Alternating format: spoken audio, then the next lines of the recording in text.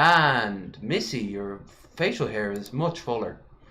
Thank Uh, you. Welcome back to KINK THINK, where we do kink think stuff. I am your Think host. about pink. Much. There you are. There you are. My camera, everything got smooshed. I changed the screen share, and it didn't. It didn't screen or share as much as I'd like. So yeah, welcome back, episode 4. We almost didn't get this done. There was one problem Cursed after another. stream. The curse stream. The cursed episode. Kind of the curse show. We've had the hardest luck trying to get this stuff. We're only on episode 4 now. Christ. I know. Um, but how are you doing, Missy? My amazing co-host, by the way. We're doing. We're doing. It's hot. How hot out here in the 860. So Hot. just enjoying the day, trying to keep cool, trying to keep my stress levels to a minimum. And I'm doing better than Shani and Rev. So What? No. Head shaving is an yeah. important part of any relationship. As long as I'm not either of those two, I think I'm winning in life. Um, I think that's like that's their contribution. Like their bar is that low. That they, I know the entire like this half of the YouTubes um is talking about this stuff today because holy shit about last night. Like the only thing you can say is holy shit. So I know most people will know what I'm referring to when we're talking about that. mm. But holy shit, this is I love this for them. Past 48 hours has been my Twitter feed has been full of stuff about Roe v. Wade and Shani and Rev. They're actually battling for relevancy and winning over an overturn of abortion rights. Uh-huh. Not only that, I don't know if you have heard, well, I don't, you might not have heard because of, being in where you are, but um, not only have they done that, right, but they've also now made it so that um, you have to say the Pledge of Allegiance in school. And in Maine, there's something about kids being forced to pray in school. Like Mm-hmm. they have absolutely thrown separation of church and state out the window. I think that fucking the lady Supreme Court judge, that lady, when she was appointed by Trump right at the end there, she lied to everybody when she said that she was not going to let her religious views taint the job that she's supposed to be doing, because that's exactly what she has done in this entire situation. And I genuinely feel like the entire Supreme Court is trying to turn America back to what it was in the 1950s. And Or earlier. right, and it's just not the same country. This isn't the same place anymore. You can't People aren't going to do that. It's just not going to fly. And I think it's disgusting that, like if you are Christian, if you are Catholic, and these are your views, you are absolutely entitled to them. But you have no right to tell anyone else what to do with their bodies and their views and what they have to do. Like it's mind blowing to me. This entire thing is just mind blowing. And then you put Shani and Rev on top of it, and it's just like the world has. I don't know what Hey, to there's do. some justice in the world. Or Kelly got 20 or 30 years. 30 years, I think it 30 was. years, yeah. I'm actually really surprised considering that like his wealth, I thought would have had a sort of safety net over him. So maybe he's just not as Not when you're viable. diddling kids.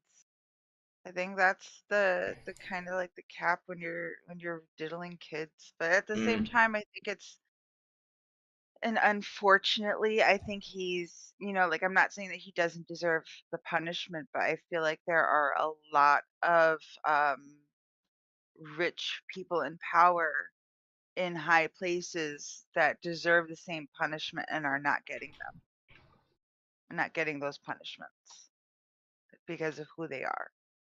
Ghislaine And Maxwell got her sentence, but no one's asking who she was selling those kids to. right, that's what I mean. Like who the what about those people? Hmm. Like they're just as culpable as R. Kelly in hurting young impressionable minors, hurting young children. So why aren't they being held accountable? Um, I do kind of find it strange that the news networks aren't trying to jump down the throat because they love this sort of scandal. So you'd think that they'd be on board with it, but maybe they have a sort of like quota and they've fulfilled it. Now the Amber Mm, Heard Johnny Depp thing's over. All right, everyone's sick of celebrity drama. Let's move on to something else. Yeah, but right. justice, Yeah. actual like justice needs to be Did you done. hear Amber Heard got banned on GoFundMe? No, I did not. She is banned on the GoFundMe site because she violated their terms of service. You're not allowed to do a GoFundMe thingy if it pertains anything towards your legal criminal case or something. Like I don't remember verbatim what the terms of service is, but it's something to the effect of whatever your GoFundMe is about, it can't be for raising funds to go towards like your defense if you're a criminal or something to that effect. Oh, So she is now banned from having a GoFundMe because that's exactly what she was trying to do. did you see She had the that? GoFundMe to have people pay Yeah. her. Did you see the interview she did that just made everything I 10 times refused to watch worse? it. Nope, I refused. Absolutely refused to watch it. Um, I don't want to hear that another fucking filthy lie comes spewing out of her bad acting mouth. Because I didn't believe her bullshit when she was on the stand. And I know I've heard and seen clips, and she just makes a fool of herself. Like that yep. whole Edward Scissorhand quote. Did she think that one through? Is that like rehearsed? They wrote, or she came up with that off the top of her dome? Because she sounds really like everyone knew that those were prosthetics. No one actually believed that there was a man out here who's was raised by fucking isn't even a man. Isn't that the whole thing that Edward Scissorhand wasn't actually a boy that he was made? Yeah, he was made out of Like rubber. he's a legit robot. Like he's Yeah, not even like he's a he's a person with fingers. So animatronic that's come to life. right. So she didn't even get the premise of the fucking movie in the first place. Like, It's also a uh, very petty and pointless thing to throw out to someone that you just like have been humiliated by in front of everyone. You think that she'd go I for think higher she's things. she's Uh, just that much of a narcissist that she cannot admit I that she was wrong. follow I think two people who on Twitter, I won't say which because both of them have been on this show, who actually stand up for her. Um, and they're entitled to their opinion, and it's not like Johnny Depp is absolutely.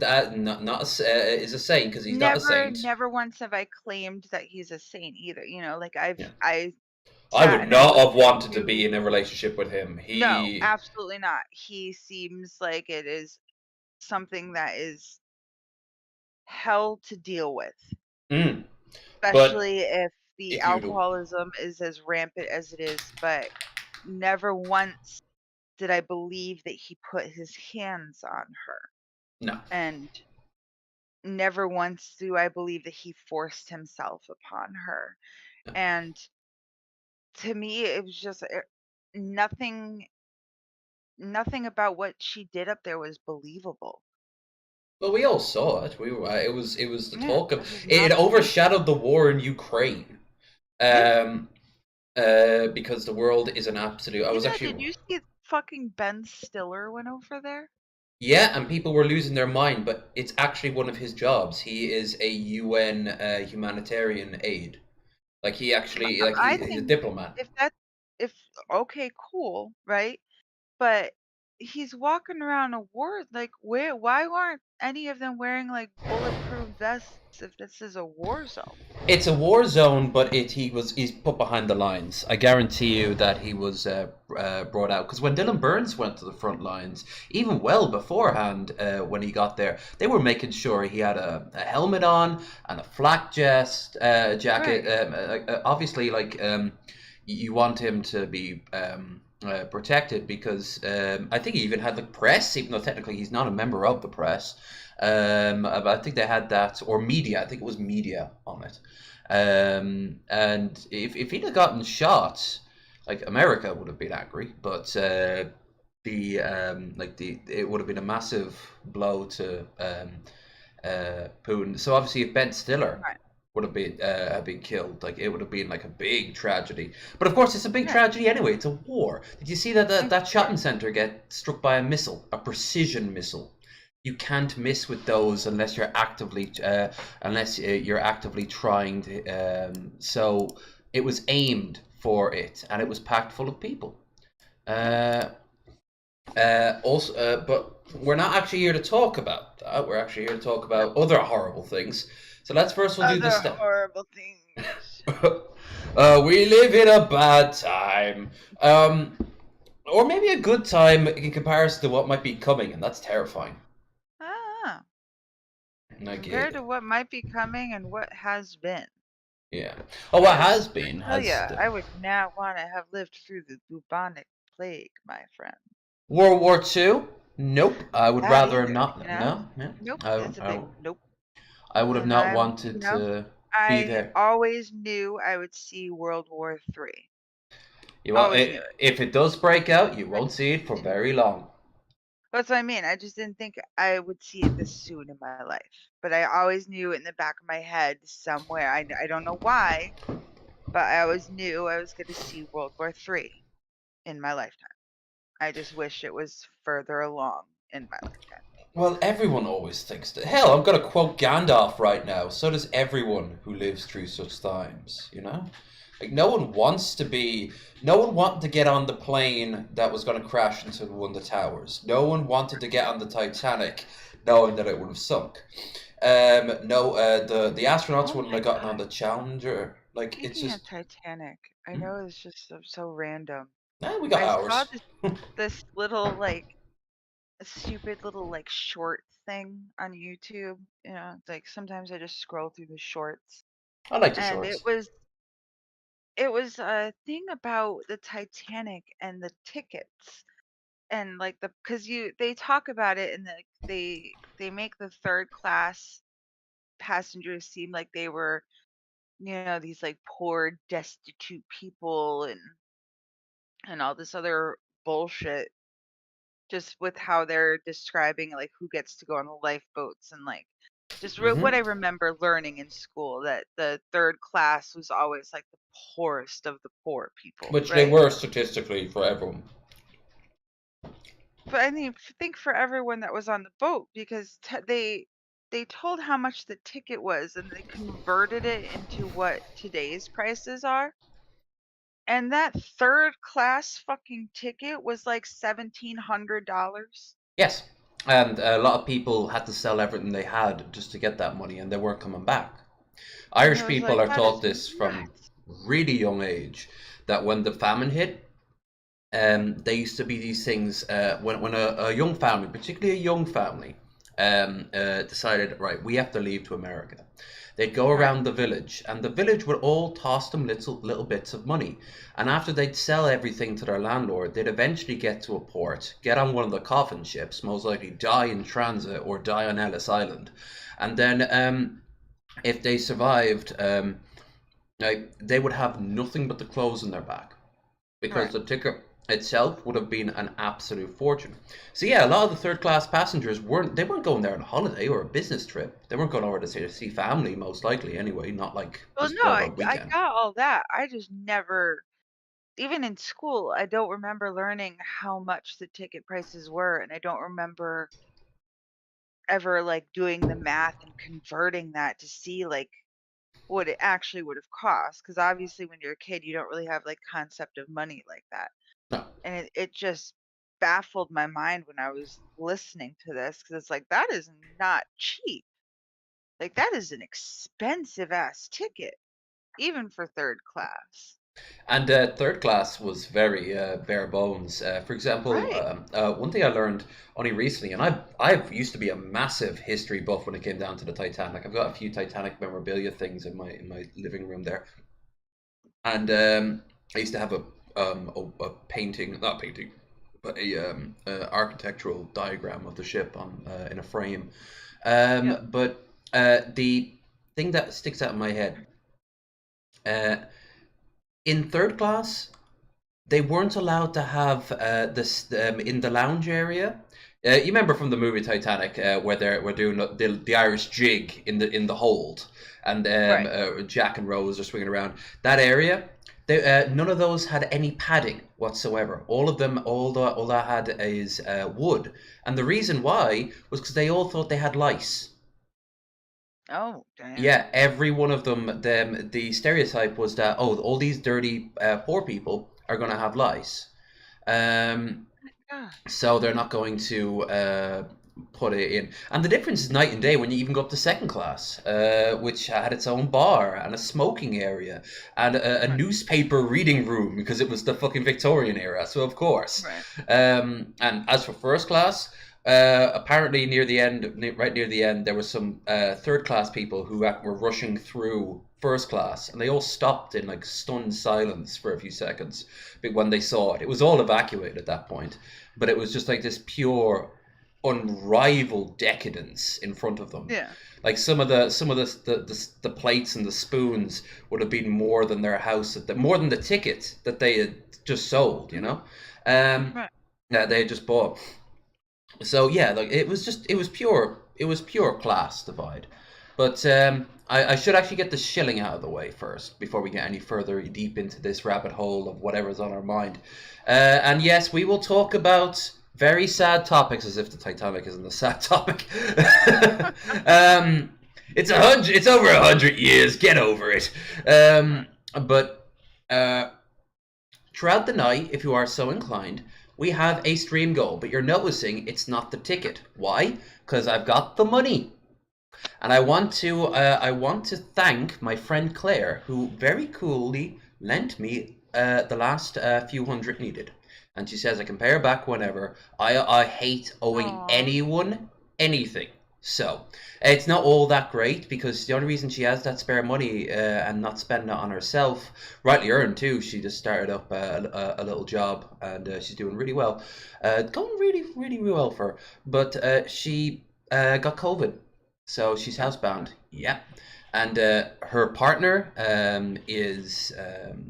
or has a lot of health problems of their own, and she's got health problems of her own, and her family back in Dublin have health problems of her own. So she's stuck in the house a little bit freaked out. And I was just Aw. talking to her, and she's like, "Do you want to just have this money? I mean, it's just sitting here." And I'm like, "Don't you want it for anything?" And she's like, "Yeah, but I can't leave. Like, I'm stuck." Right. So I want to give her back as quickly as possible. But that means pizza party stream. Woo! That's what the goal is. Woo-hoo! 80 US dollars, which is like 60, 70 euro. That'll get us one of those giant ass pizzas, and I'm going to pick up a nice bottle of something really cool. Not just like trash Bubbly, wine. bubbly. Uh, 60 quid for, ooh, I could do that. 60 quid for a bottle of bubbly. And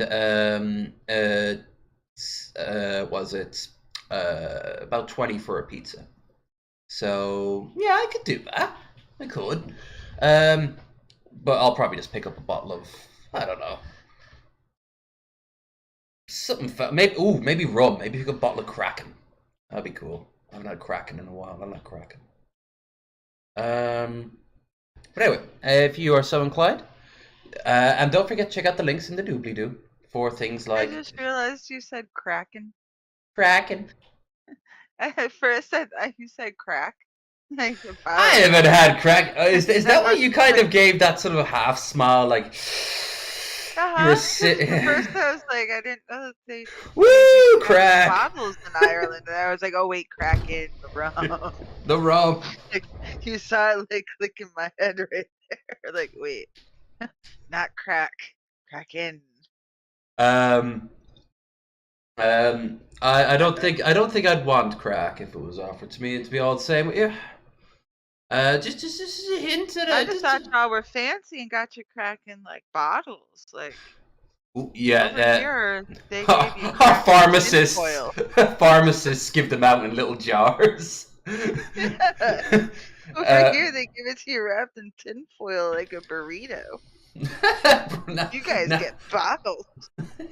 Well, it sticks. Fancy crack. It helps it go down. We have it as tinctures, like laudanum. You know. Oh God! A while back, I was watching this old footage from Ireland from like the 1950s, and it was the setting. It was like a stand-up comedy, but it was all the jokes didn't land. But the because you know it's the 1950s Ireland, like Right. how relevant could they be?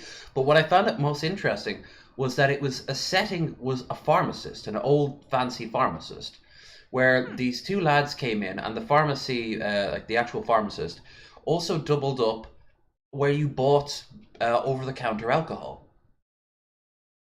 Like, and he'd pour you a Guinness outside of a pub and out of the bottle, and then they'd have a glass each in these very sort of dainty looking pint glasses, and he tells a story, and I was like, what the hell is this? Like, and I checked, and sure enough, pharmacists out here used to indeed sell alcohol as well as other stuff. The reason being is you could always pass it off as a health tonic. Um, so Guinness gives you strength. Oh, it just gives you muscles then. So of course, where else are you going to get it but the pharmacy? You know, like it cures a headache. So you know, it gives you libido to only after you're married, of course, to go in and do your nuptials. So You they know. have now figured out the reason why they have labeled all the bottles "Do not drink alcohol" with these pills. Ireland ruined it for everybody. Yeah. They got so shit faced. They're like, "Oh, I want to have some of these sweets." You know. Hmm. Pharmacist got so drunk he just started handing out pills like candy. Like, here, try this one. It was See the what it'll make 50s. you do. It was the 50s. Like, that was advanced medicine back then. I know what this one is. It's older than me. They might still work. That'll be £1.50. £1.50? That's 3 weeks' wages. Oh, I love it. uh, so, yeah. My chair is acting all up. Blech. So, yeah, let's talk about it, shall we? Shall we talk about what we're here to How they talk ruined about? it How sex and censorship ruined sex. for Because everybody else. everybody else, including them. But Mhm. how many of them were actually having sex? Mm. All the sort of stuffy, like, yeah, you shouldn't be wearing those clothes. Like, a lot of them wouldn't be having sex because they're just not cool enough. But others would be a bunch of Right. hypocrites, where they want other people to feel. But like, did you hear about the allegations against Jesse Lee Peterson that be coming out? No. I don't know how 100% true these are, but there is a Touching right little wing, boy. no, an adult man, numerous, have come out and claimed, Ooh. yes, that he's been grooming them. Ooh, yep. Oh. And that explains a few things, but it is coming from a source that absolutely despises him. Another Christian sort of alt-right group. They're those Okay. super converted Catholics who are far more Yeah. Catholic than regular Catholics. Yep. I think it's called like Faith Watch or whatever their website's called. And So you don't it's know how true this the actually thing is. is, a lot of the stories do add up and does explain a few things. Also explains why he had a falling out with some people. Explains why whenever the subject of his sexuality Mhm. came up. Thank you, Origin, by the way. And I am reading the chat. By the way, Origin's going to be our guest this Friday in Bearded Ramblings. Um, uh, but when the subject of his sexuality would come up, he'd always get nervous and leave. Vosh once It said as a makes sense. joke when he was on the show that if Jesse was gay or just like men at all, he would do really well. And apparently he got really nervous and anxious at that. He didn't know how to process it. Vosh put it down to him being an old conservative guy, an old conservative, let's be honest here, black guy who would not normally have been told he's good looking and by another man. So you know he didn't really know what to do. But Right. and then Ghazi Kodo, the arguments he'd have with Ghazi Kodo, Ghazi's a piece of shit in his own right, but at least he's open about his own sexuality, and Right. he was like, "Can we all talk about what you did?" You know, like this that's the meme from Drunken Peasants. You gotta touch Mhm. me, you gotta touch me. You know, like Right. but yeah, if it's true, and there's a lot of pros and against. If it is true, though, holy shit! But it does fulfill the standard stereotype of like a really gay bashing conservative preacher turning out to be gay. Mhm. The hypocrisy, It and would like, make a lot of sense. hmm like Laura Bobbitt. Was that how you pronounce her name? Laura Bobbitt. Laura Bobbitt. Lorena Bobbitt, The reign of Bobbitt. the lady that chopped the dude's dick off. No, Oh, then I don't know who you're talking about.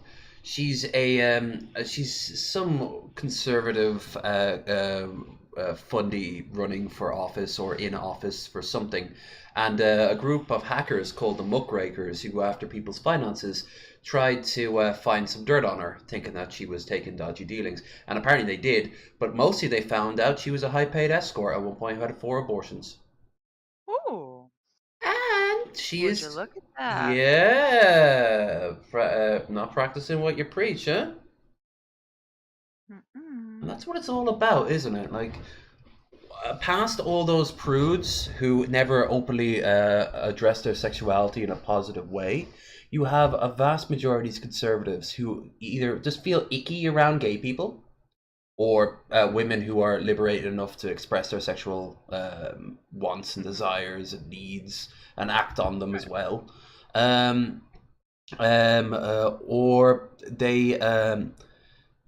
they secretly do, and they don't want anyone else to know, and they somehow don't compare. They don't put these two together. Like they don't realize that, oh, we should put laws in to hurt gay people, but I'm secretly gay, so Right.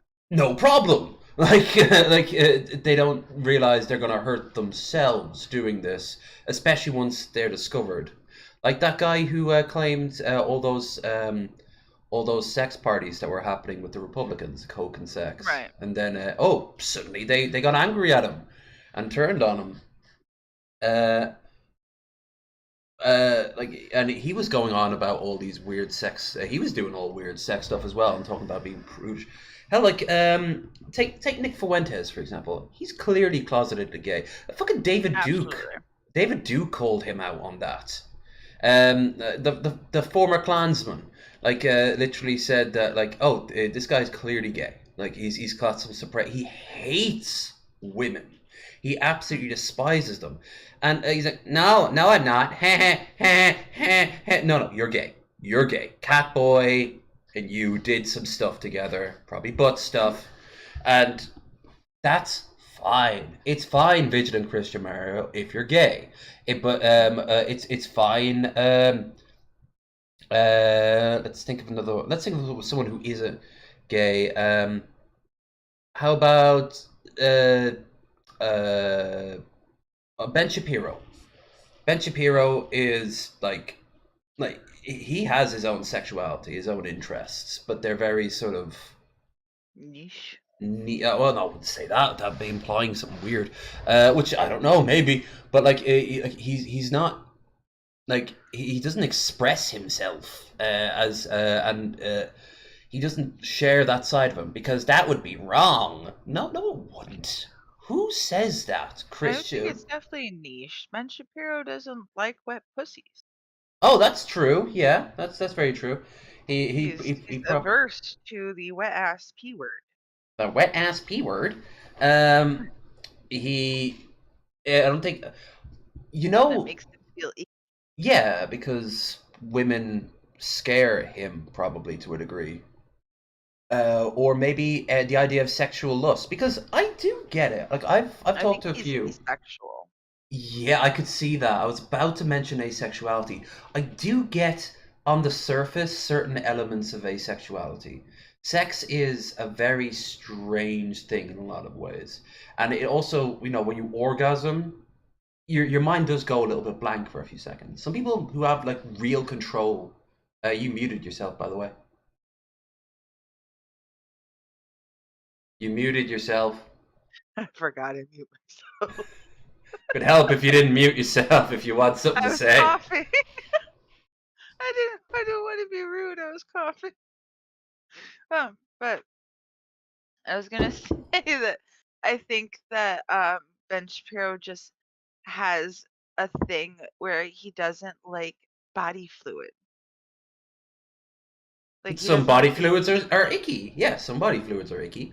Um, And I think it's like I think that's why he's asexual because even with gay sex you're gonna have body fluid and you're gonna get icky. isn't Like he married? yes, but that's what confuses me because he doesn't like the wet ass p word. Well, maybe he doesn't like the idea of women having any sort of power. As a faction of MGTOW, like a school of thought of MGTOW, Oh, I actively didn't. promotes the idea of a woman not getting an orgasm. The man is Okay. owed an orgasm, but not a woman, because the orgasm for a man produces what makes a baby. A woman doesn't need an orgasm to get pregnant. Right. Um, but also it's a level of power play. Like you deny that person any satisfaction and remind them what they are to you. And Right. I can't imagine it in the very chadish sort of way that MGTOW say it, Ben Shapiro, things like that. But I think maybe to a small degree, he doesn't like the idea because look, a woman who has sexual liberation in the Bible would be evil. So Right. um, every woman who from Eve onwards has I am evil. you are evil. Yes, evil. Um, I was getting evil stares when I went out to the store today. I don't know if it's because of this dress or Augusta or Bill, whoever's in because the my chat. hair is. Oh There we goodness. go. We had our boss. Probably because I put one of the tags for this is sex. It's just sex. Ah, So we're gonna get some interesting ones. Um, yeah, you were getting some evil stares. I was. I think I made an old lady uncomfortable. She kept pulling her cart away from me, and because I was like behind her in the checkout line, and she kept like pulling her cart closer to her, further away from me. And there wasn't really anywhere where to go with it. So it's like, where are you pulling your cart? Like, I'm not touching it. Don't worry. Mm. And then My response to that is good. Let them another let her. grandma lady, like her daughter had like taken her shopping or something, so she's like super old walking around, and she was just staring at me. And her daughter was like, "Mom, don't stare." It's like, what are you looking at? Like, why? Why are you staring at me? And then I had to check and make sure because the dress does lace all the way down. So I Mm. was like, maybe I became unlaced and I'm like giving Boobage. everybody a show, but it wasn't that. So I thought it was the hair. It's very blue. Um, I don't know. well, I think censorship does that too because I should be able to walk around in a dress and not have people stare at me with evil eyes just because I am comfortable enough to walk out in a dress. hmm you ever been to a Muslim country? No. Um, uh, Depending where you go, you might be able to wear that in one or two, but in others, you would be stoned. You'd be Yeah. stoned for that. Um, I figured as much. um, and the thing is, I'm thinking now of there's a scene in the movie. What was it called? It was like it's an animated movie from France about growing up during the Islamic Revolution I have in no Iran. idea. I Um, have never heard of such a movie. French animated movie, You guys get Iran. all the good movies. There we go. Persepolis, or I don't know how to pronounce that. But it's based off a real life story. There's a scene where after the Islamic fundamentalists take over, uh, her and her mother are coming back from the store to the car, and they accidentally bump into this guy, and he turns around and screams, "Whores like you should be beaten to death." And she's wearing a burqa. She's like wearing the hijab. She's wearing like the burqa, like the complete black one, that only shows her face. Um, and stuff like that is kind of at the core of censorship, because obviously, like, she can't wear what she wants, but even when like you conform, you still will be punished Right. because uh, oppressiveness breeds paranoia, and no matter what the oppressed do, they tend to be very. They're always going to be like the the subject of persecution.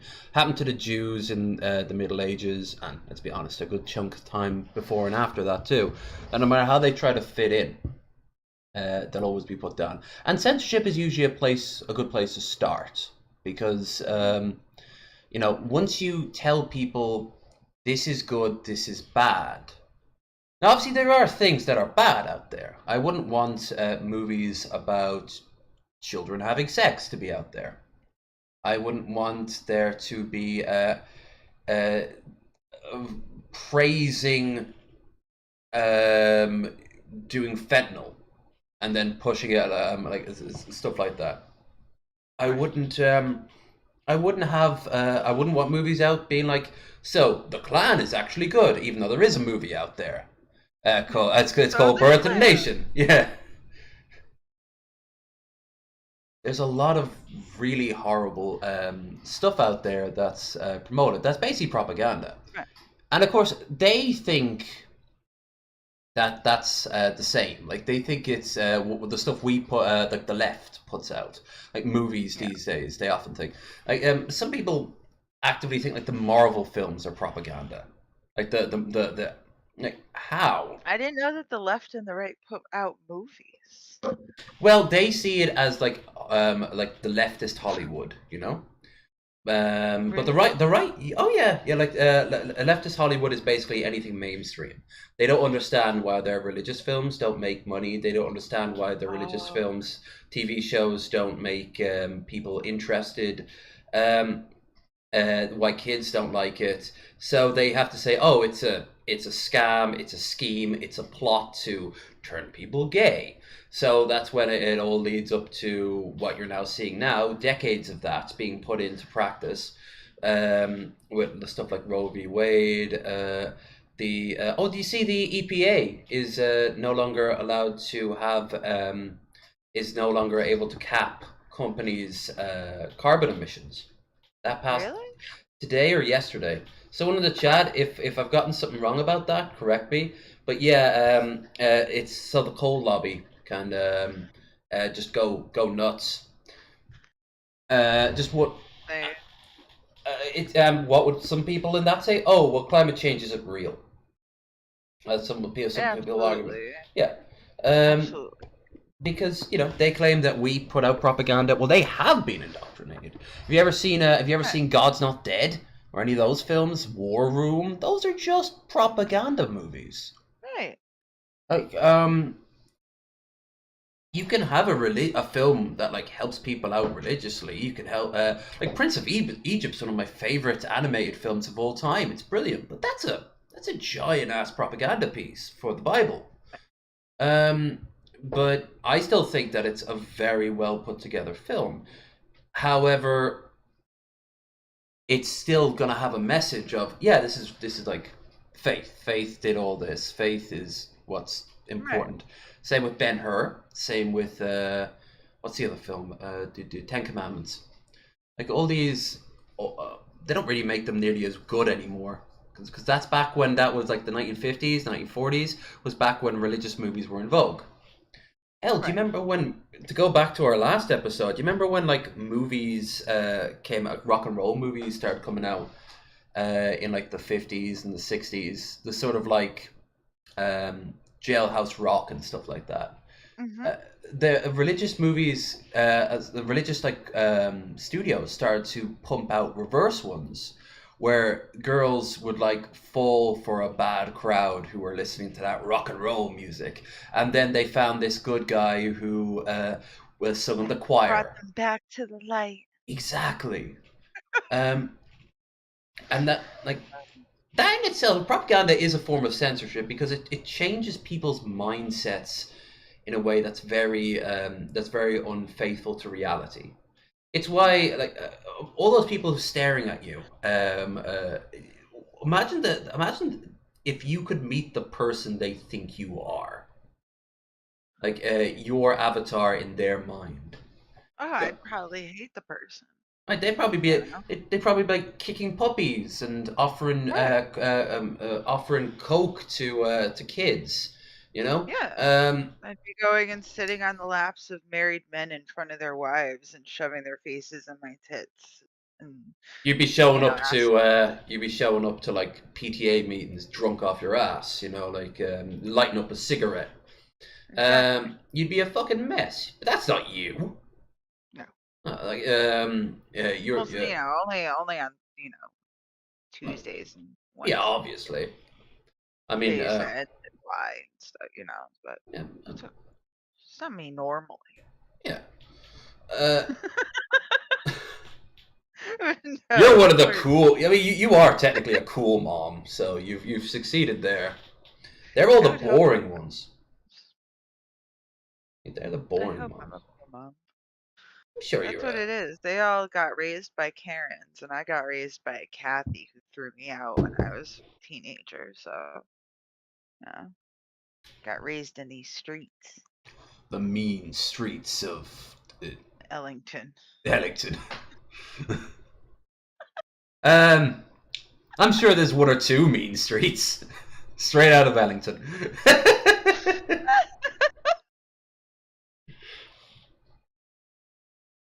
um, There's one you time. don't want to go. You don't want to go to. You don't want to go to uh, the bad side of town. Where's that? Oh, so you know the Sonic? No, the other one. You take a left from there. The bad side of town in here would probably be uh over by the Agway where all the Swiss people live. The ones out of Minnesota. No, the ones they had their own church. They a whole big group of family of them, like 8 different cousins and all their families and extended families moved to the town and built their own church. And they all went there and they spent all day there on Sundays. Like if you were friends with any of the kids in school, you knew that they couldn't hang out with you on Sunday because they were in church that day. And they were there all day long, all day, Mm. like 8 in the morning till 10 o'clock at night. There's sex states in the chat. This is a Sex show about tapes. censorship, sir. Yeah, well, Mr. they're Naked bots. HD Sex X. dates, fuck, overpriced Tinder. Fuck Uh, overpriced your bots, sir. Bots should be able to listen. yeah, but you know what? We're not going to censor bots. We are going to censor what they say, but they're allowed to listen. They're allowed to get the information That's what I'm pumped saying. They in. should be able to listen. Absolutely. Have you seen those new fucking sex bots that came out? I have to admit, I've been out of the loop with the whole sex box community. So someone made like a live, real sex doll that like you can program and like go in there and say you want this like these tits and this color hair and these color eyes and whatever and then program them to like how you want them to be and the things that you want them to say and stuff so that when you come home they're literally on the couch and they'll be like, I'm so happy to see you, Oh Steve. yeah. Thinking about you all day. I am so glad you are home now. And like it's so creepy looking. Oh god. Sex robots being programmed to create rape scenarios and look like children. Mhm. I've seen those. I think those should not be allowed to exist. People would And I argue, don't know oh, why it's not people real. invent them. People argue, oh, it's not real. The same people who think that lolly is okay. I think Um, it's appropriate. I don't care if it's not real. If there is an actual pedophile out there and you allow them to have this child-sized robot imitation that can be programmed for rape fantasies, eventually that robot's either going to die, break down, or not be enough. it never will be enough anyway, because Right, 'cause it's not a real thing. the arguments made about we'll actually have a look. Um, we'll actually have a look now at this. I have it up on screen. Hold on. Screen. Yeah. Okay. Good. Uh, So, the sex robot sparks rise of digisexuals, random men who only sleep with dolls. Expert warn. Okay, this is fucking propaganda. Like it's just a sort of sensationalist bullshit. But if they only want to have sex with robots, it probably means that they haven't done very well with real women, and that Right, probably a good chunk of that might have to do with their own crappy personalities. So maybe everyone wins. right. Um, But still, that is just a creepy looking thing. Why is it's its it's neck so big? Its neck right. is disproportionate to its face. Why did they give her such a girthy neck? Girth. Um, that looks so that just looks wrong. It looks like he stuffed. Well, he definitely stuffs her.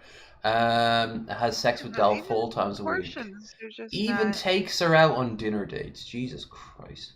Can you imagine going out to eat and sitting next to the table that's got the dude in that thing? This one sex doll of Barcelona brothel staffed entirely by robots. Well, I guess the women aren't going to be hurt. That's just the Sims. That's just the Sims in there. That's so creepy. It's the dawn of a new age in robotics, and the digital just got physical.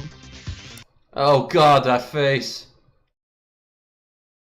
And they're making it for women too. Like there's lots of like male. We saw one earlier, like up there, like the torso and stuff like that.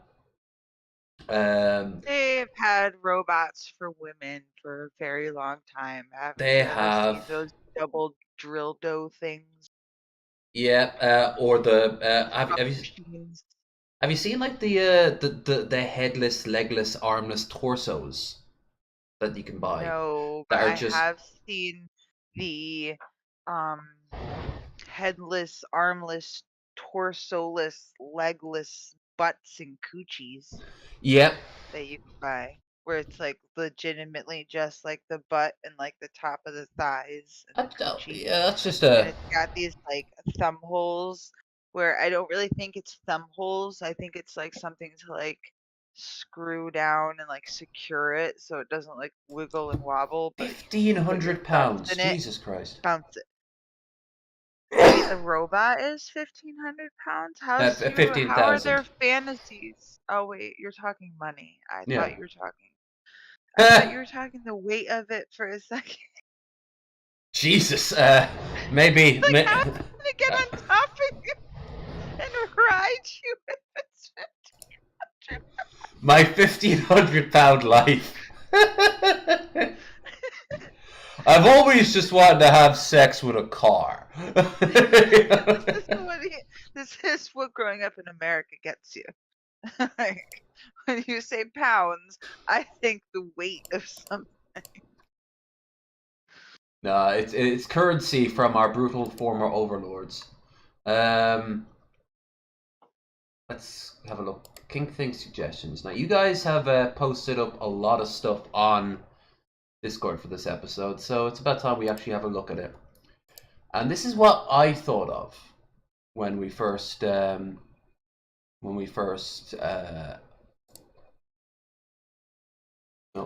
bring you back up. There we go. Which was the Hays Code. Now, do you know what the Hays Code is? No, I've never heard of that. The Hays Code was this somewhat semi-official thing in Hollywood from the 20s, I think, till the 60s. And it was what you can and can't do in movies. And what you can and can't show on the big screen. And that's one major reason why movies, by our standards, are pretty goddamn tame back in the day. Because you couldn't show... I mean, no one acted like people in movies back then anywhere more than today. You know, like they were very wooden acting, especially like in the old silent films. For example, you couldn't show like too much of a passionate kiss without the iris going in over them as they're leaving in for the kiss. You know, the iris would come in. But here we are. Acknowledge traditional owners, vulnerable people whose land we met, share work, pay respect to the elders past and present. Okay, I don't know. Early Hollywood and the Hays Code. It's about pushing boundaries under the shadow of Hays Code in Hollywood. Dawn of moving image, filmmakers pushing boundaries of storytelling, challenge ideas, perception, obtain. So much so, by the 1930s, motion picture production code, known as the Hays Code, were introduced to order, better control people see on screen, tell stories, not to mention events that were happening parallel to business as tabloid journalism became much consumed, work of film stars being written about. Like, there were lots of things that you couldn't show. For example, the bad guys could never win. Okay. That was one key thing, because it would give a wrong moral lesson. The bad guys, in all the cowboy films, you knew if the guy with the white hat walked up on screen, he was going to survive. He was going to win. He was the good guy. And the cowboy films always did that intentionally. It was just the cheapest way in the world to show that he's a good guy and he's a bad guy. Because some of those would be like belted out in a week. There was like no rhyme or reason to half of them. I think John Wayne did like 5,000 of them. Why? Yeah, like but he would barely get enough to pay his rent. You know, like he wouldn't be paid. They would just be like some throwaway crappy film to watch for an afternoon and then be forgotten. Half of them would just be burned afterwards after they wouldn't be making any money. It was a shovelware for the 30s. It's Hollywood in the 1920s, super racy time, says creator Chelsea O'Brien. Films were beginning to mature and dealing with adult content. They started racy, projecting images of women in power and making their own choices. There's a film out of Italy from the 1920s, and it's two things. Number one, it's kind of steampunk. It's set in this future setting where zeppelins and airships are all the rage, and it has to do with a woman air pirate, and she's got like she's got the riding crop and like the boots.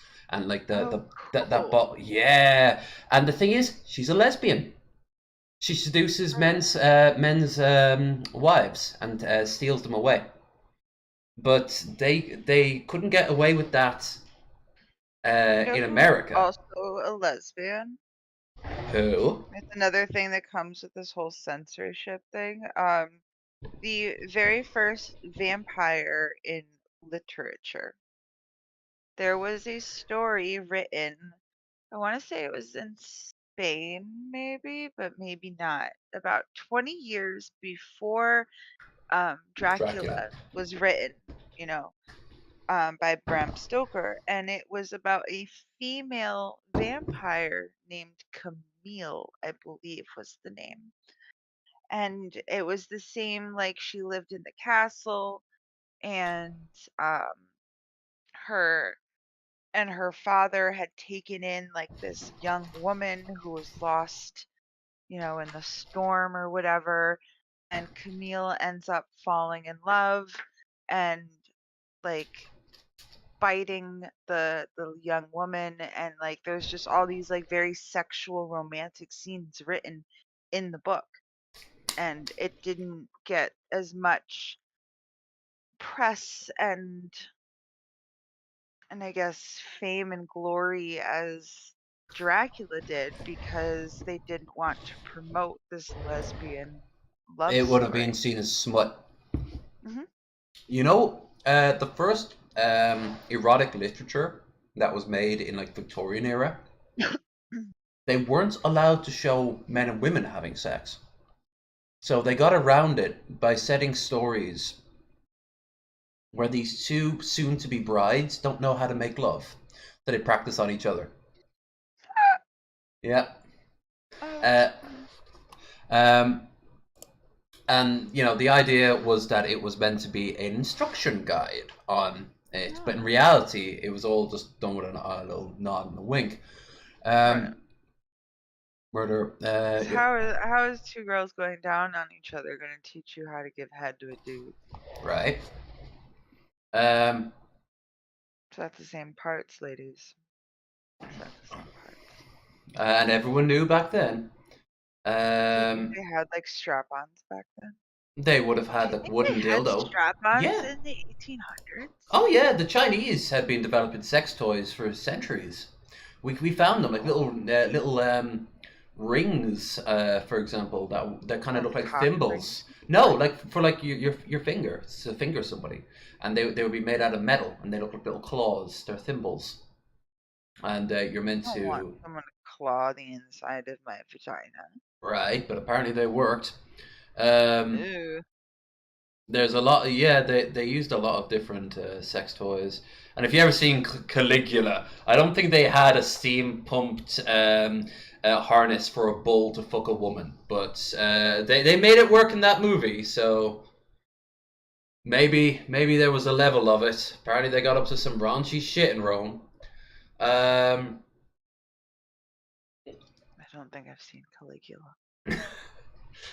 Gonna add that to my watch list for later. Write that one down. Oh god, there's this hand-powered dildo that's like a big wheel, and it has all dicks at the end of it, and this slave is pulling like as the dicks are basically slapping this girl between the legs over and over again. Oh. Like I guarantee you that they were getting up to some raunchy shit, but of course we never knew Oh. half of it. Like a lot of times in medieval times when they found ancient works, they would destroy them if they were too destroyed raunchy. Yeah, if they were too raunchy, Right. if you couldn't get away around it, they would completely get rid of them. Here's a great example of censorship that has nothing to do with sex. When we think of Roman statues and Greek statues, we all think of them as being these pure white marble. They weren't. They were all painted, really garishly bright colors.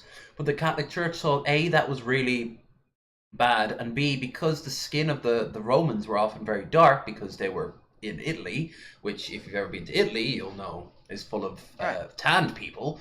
They thought that it would be better if they were, for example, all white as can be. So they actually, when they found the paint, they'd scrub it off and just leave the marble underneath. Which is why today we think of these like these sterile statues, and that's another form of censorship, you know. It makes sense. Because you think about all the things that they find, like the paintings on the walls in the Colosseums for like the gladiators, and you hear all the stories of all like how raunchy they are, and then you see like when they're digging up relics and they find like a patch of their floor that's been buried for however many thousands of years. It's all always so colorful and vibrant. Like it Hmm. makes sense that the statues would have been colorful. But I just thought maybe it would have gone away over time, but not that people were like purposely scrubbing it off. Yeah, you can thank the church Because for I know that. that they would like destroy things, Yeah, but you would think they would the destroy the statues instead of just scrubbing the paint off of it. well, the Muslims destroyed the statues because it was idolatry, but the Romans, the Catholic Church, the Roman Church, they kept the statues because they don't see any problem with idolatry. I mean, you've been to a Catholic church, you know they like their Right. images. But yeah, the Romans loved their gaudy colors because they were the idea of the Romans is nothing in comparison to what they were actually like. There was plenty of stern people and serious people, and but then they talk about their wives spending half their yearly income on brightly colored silks from China. You know, like they wouldn't just be walking around there just willy nilly. Like they'd be that would be the average. That would be the average day for a Roman. Like their outfits would just be insane. Their clothes would be insane. They Right. would they got their purple from digging up a bloody a sea snail out by Crete, Right. and then crushing it down into like this mad color. But back to this. After Wall Street crash of 1929 ended the affluence of the 1920s, movie maker were caught between racy tastes of the Jazz Age and the economic depression. Because of course a lot of times people blamed the sinful attitude, of the Jazz Age for what happened during the Depression, which helped the conservatives, of course, and a little bit of racism because the Jazz Age, aka black music, due in part to all kind of Hollywood studios creating high depression, 20 and 30 less money in people's pockets, moving on tried with salacious films featuring sex, violence, drinking, and the grotesque, like Babyface, Scarface, and Freaks.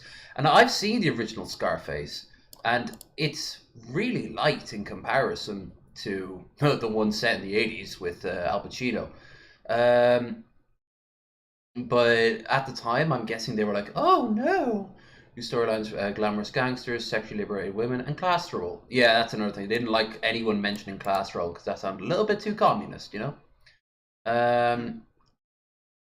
Pre-codes, classic clips. I don't know if we could watch that, even though it's on YouTube. Sometimes YouTube is all I'm worried about is nudity.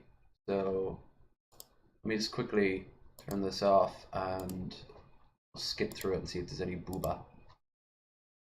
Not booba. We can't have booba. Not booba. Women don't have breasts until they're married. Then only their husband can see it. Oh yeah. This is just a lot of these. Yeah, just to see its tits right now. You can't even tell where one boob ends and the other begins. It's like thousands of eyes staring at us. It's actually quite horrifying. You're lucky you're not seeing it.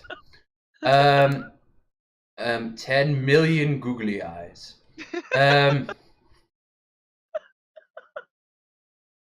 Screen. So this is about as raunchy as it gets. Yeah, so here's some pre-code classic clips, which is a hell of a mouthful. Hey! None of these, only a few years later, would be allowed to be shown.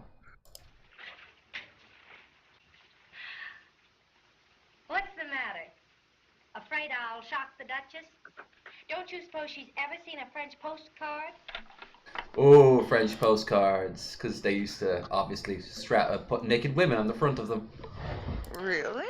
Yeah, it was a marketing ploy. It helped add to the because even back in the 20s, the idea of Paris being this raunchy place of debauchery was well and truly established. So a lot of companies played in on it, because it wasn't that easy to get porn back then. Young men would get nude postcards. Yeah. Yes, sir. Chief still busy, Miss Simmons? Yes, Mr. McCain, very busy. Blonde or brunette? She's a blonde. People should mail You me know the a one. The nude nightclub girl, postcard. Catherine, what's her name? Watson. Do you suppose she'll be with him long? Depends upon what you call long. Okay, so he's just having sex with her. I'd say probably until after breakfast. Tomorrow. Cigarette? Samara. No thanks. Mr. Holland, I do smoke one of my cigarettes. With pleasure. Now, inhale deeply. Thank you. He never had a cigarette in his life before. Something? Yes, the typewriter. Oh, you're a little stenographer. Yes, I'm a little stenographer. That's fascinating. I don't suppose you'd take some dictation from me sometime, would you? Oh. Yeah. I liked the Marx Brothers. The who's the one with the glasses and he kind of looks a little bit like Asterios. He always was very witty. Like always had like a giant cigar in his mouth or like a cigarette with like the cigarette holder. Going this way and going that way. Yeah, I and know. like but like a lot of those jokes were just. I don't know his name. A lot of his jokes were still pretty good. I remember watching one of a Three Stooges film, and he was in it, and I was just look like Asterios. yeah. I one of the first things I noticed, he had crazier hair than Asterios, but it's like if he were to kind of like have a haircut or whatever. You can't use the cat idea. Oh, you're going to start to tell me what I can use and what I can't The use. hell, it's my job to see that our prologues fit in with the censor regulations. I'm only doing my duty. Oh, I see. The tomcats and the pussycats are all right, but the kittens are illegitimate. They certainly are. Unless they're married by a preacher cat. No preacher cat, no kittens. No, you can't use it in 39 cities. I don't know. That's probably the meaning of that's probably lost to the sands of time. But apparently that was one of the absolutely nightmarish things that led to the Hays Code. Like they pointed to that. That was filth. Oh, okay. I guess you had to be there, you know. Go right on smoking, Mr. Holland. Never mind us. No, I can't do that. Mr. Collins at his bath. He left instructions he was not to be disturbed unless it was a matter of business. Bob! What? No, man, I'm sorry. He didn't mean that kind of business. No, I wasn't trying to be fresh. Yes, but if I... Thank you, ma'am. I've been told to go there before. Meh. These look mighty nice on you. Stranger danger. Creepy. Just match your teeth. Gee, you look swell. Hey, cut that out! Whoa! Yeah. Whoa! Now look what you did. Those are expensive. Oh! Oh! I don't know. That's a good life lesson. When in doubt, slap the creepy guy. Yeah, yeah, and then full of pearls, and then make a run for it. What do you say? No, Tomorrow night? no, Next year? no. Good. Because by me it's this way. The longer they know, the harder they yes. Please, Mr. Okay, that's Oh my. yep. Holland. No, I like you. Yeah, I guess I'll do in a pinch. If I do the pinching. Oh, That wasn't that bad. yeah. But it's implied, you see. Yeah.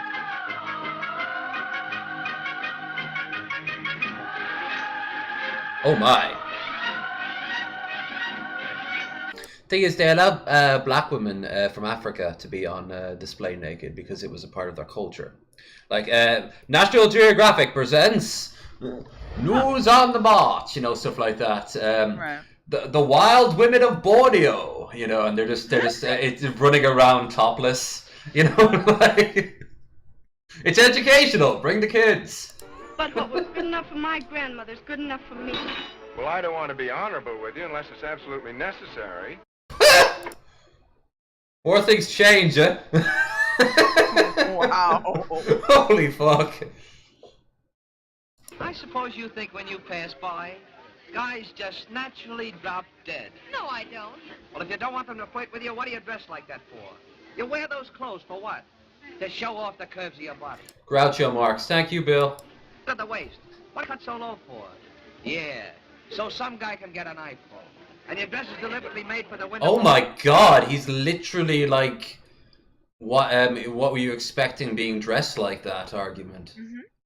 Up over your knees. Listen, sister, if you don't want guys to salute you, take down your flag. Well, when I'm good, I'm very good. Oh. When I'm bad, I'm better. Elaine, you need a darn good spanking. When I needed someone to give me a good thrashing, I'd follow him around like a dog on a leash. Oh my. What's wrong? Well, Oh my. the more things change, the more things What's wrong with all the wonderful men? Just one little thing a girl keeps running into. They're married.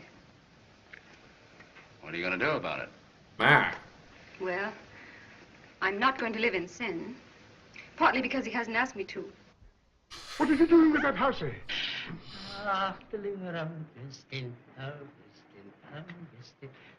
Drop him on the sofa, then out the back. What did you give him? A pleasant, harmless smoke. He'll awake in the morning fresh and happy, with a marvelous appetite. So, weed. Nice. I was reading a book the other day. Reading a book? Yes, it's all about civilization or something. A nutty kind of a book. Do you know that the guy says that machinery is going to take the place of every profession? Oh, my dear. That's something you need never worry about.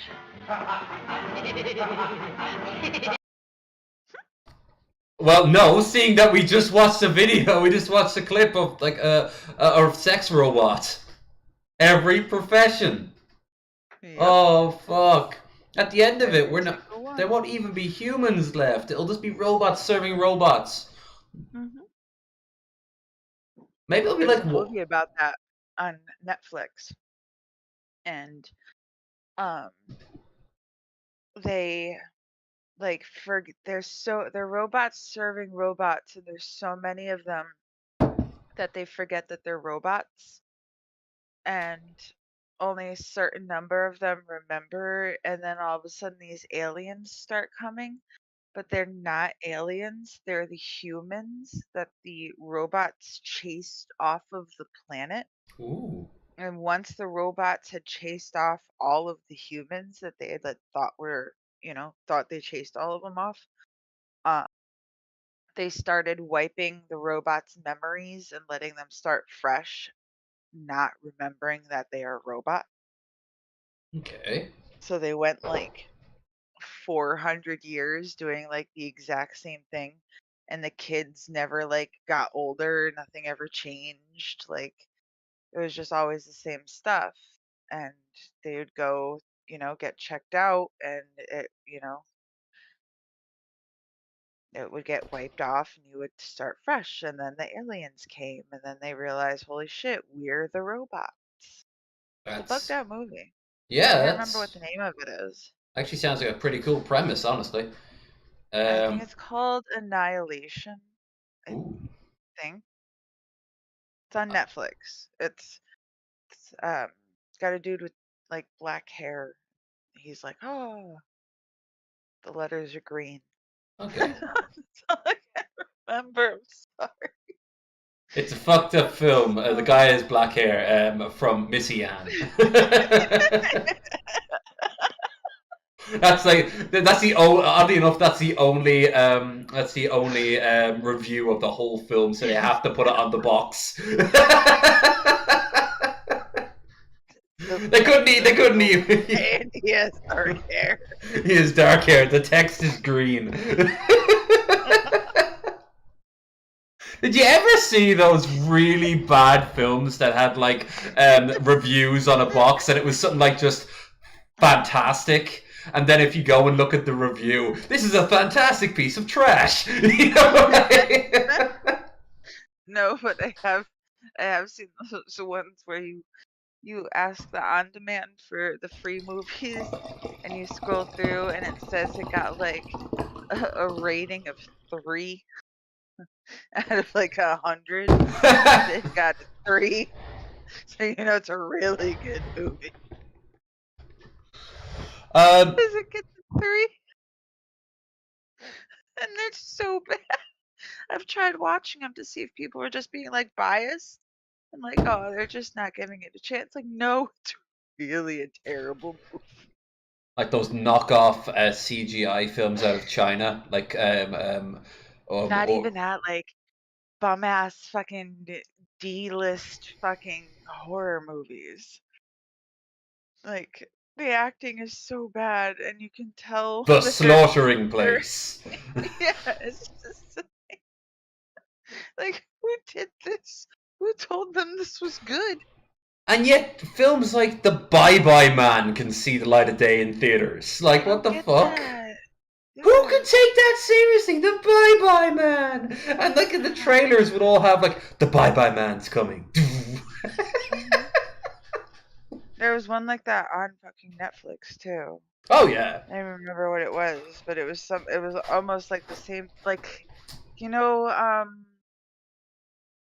that movie that came out recently that they have to be like completely quiet. Oh, There's a Quiet Place. Yeah, The Quiet Place. Or Bird Box. There is the Quiet Place one. There is an exact fucking dupe of it on Netflix, and it's a different family with different creatures, and they have to be quiet or the creatures will hear them and come eat them. I was like, are you kidding me? Are you kidding me? It's the same. It's called The Silencing. Not A Quiet Place. It's called The Silencing. And it is a family. They are on a road trip. It's not, you know how in A Quiet Place, it's like one of the kids, and it like the kid sets off like a toy and gets eaten by the things. And in The Silencing, it's the family dog. The dog runs out of the van and starts barking, and that's what attracts the things. Like, I was like, are you fucking kidding? It's the same fucking movie.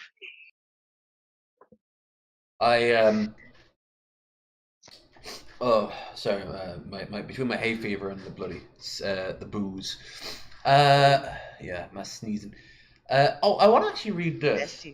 Tankishan. However, filmmakers such as Dorothy Asner continue the legacy of female film pioneers. They did push conservative boundaries of new Hayes Hollywood. As an openly queer filmmaker, in the 20s and the 40s as well. Jesus.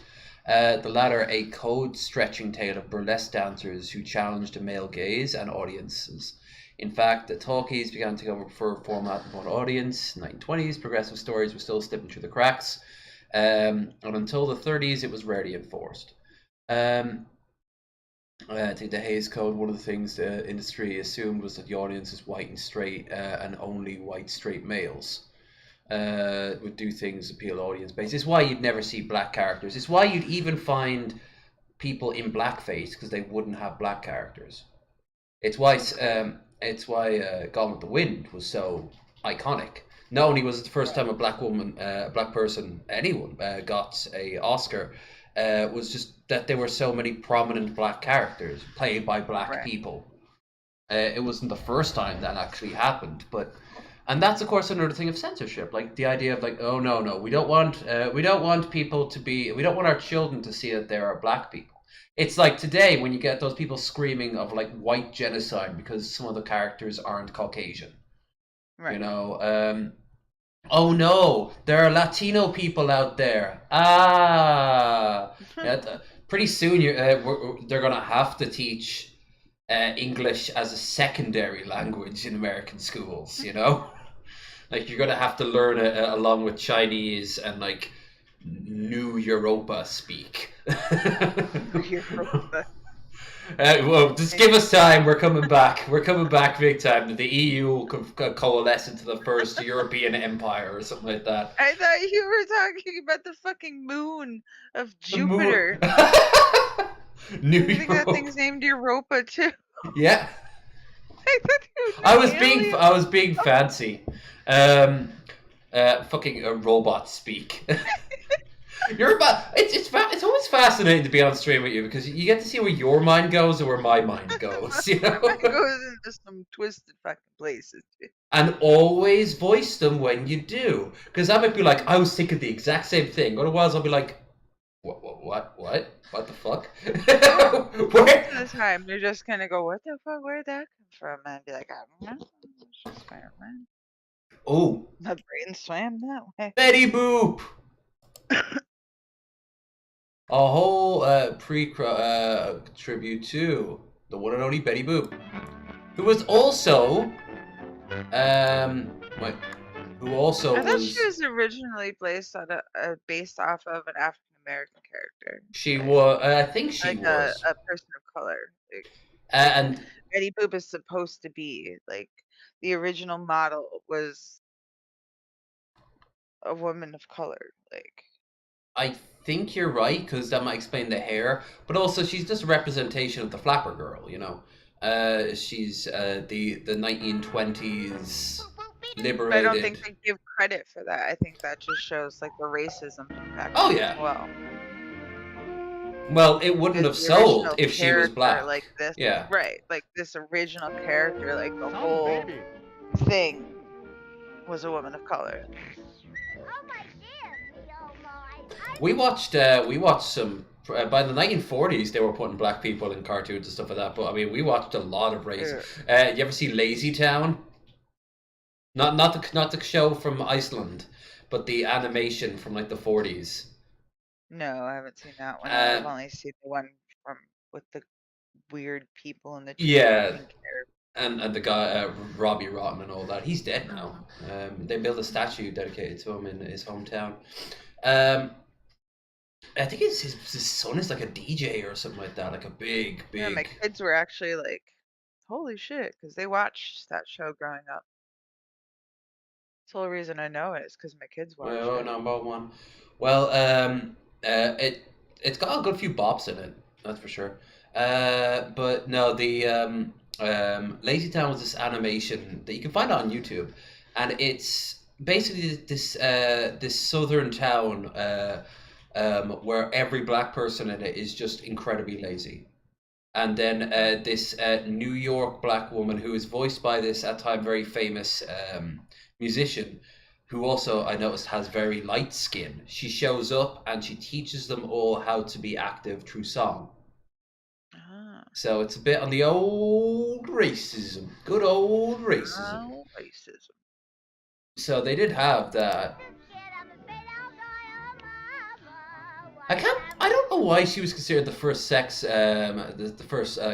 sexual icon animation. Her head is so terrifying. I think it's because of the outfit and the garter and that. Yeah. The skirt is so short and it's so tight, and her those granny panties. Part of like I used to love Betty Boop, like the old cartoons that would come on. I loved Betty Boop when I was a kid, and a lot of her like cartoons and that involved her was her like getting dressed and being like a woman and putting the garter on and putting her makeup, doing her hair and getting her, like getting pretty.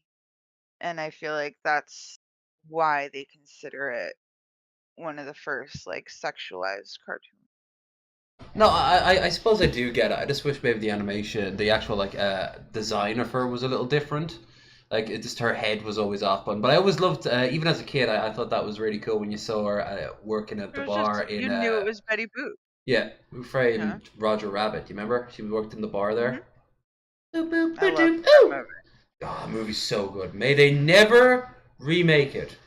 If they ever remake it, I think or even suggest it, there should be riots in the fucking street. Oh, they're gonna have Pokemon hanging out with Bugs Bunny. It's gonna be Space Jam. That's what it's gonna be. It's gonna be terrible. Fucking terrible. And I don't want it. Homer and Rick and Morty are gonna be at like a bar somewhere getting drunk, and they're not gonna even have a character. They're gonna be characters. They've They're had just gonna be so many like remakes that they should not have ever remade, and they should have just come up with a different fucking movie. a new thing. What's wrong with new? Do something new. Do something that has a different story. Nostalgia sells, though. That's a guarantee. Right, Then, but you ruin the nostalgia when you make a crappy ass fucking remake. oh god, do you remember Gem and the Hologram when that came out? The movie. Everyone lost their minds. It was so bad. That or even just like the remake of Freddy Krueger, like not Freddy, but like Nightmare on Elm Street. Like that Freddy new one versus that Jason. they did. Not even that. It was a new Friday the 13th. Oh, Where it, okay. it was like the first one, but it was a new. Like I think it came out in like 2013, maybe 2012, something like that. And it was terrible. And it's just like that's iconic. Like how are you gonna mess with that? You can't touch that. Stop messing with iconic shit. It's not nice. Well, nostalgia sells, and it's also a guaranteed hit, at least in theory. You can still fuck it up, like I said, the Gem film. I hear the latest Jurassic Park is an absolute train wreck of a film. I haven't seen the newest one. And it's mostly just Chris Pratt doing that sort of hand pose thing, where it's like, whoa, stop. I don't like him either. He kind of reminds me a little bit of Seth Rogen. I don't like him. I just don't. I've never liked Chris Pratt. I'm also not a huge like the Helmsworth dude either. Oh yeah, Chris Hemsworth. I'm just not. It's not for me. No.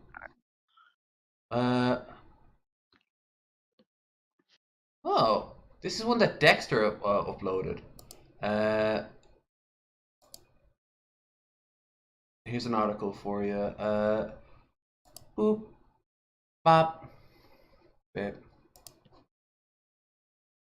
Are there boobas? I hope not. Let's just scroll down and be sure.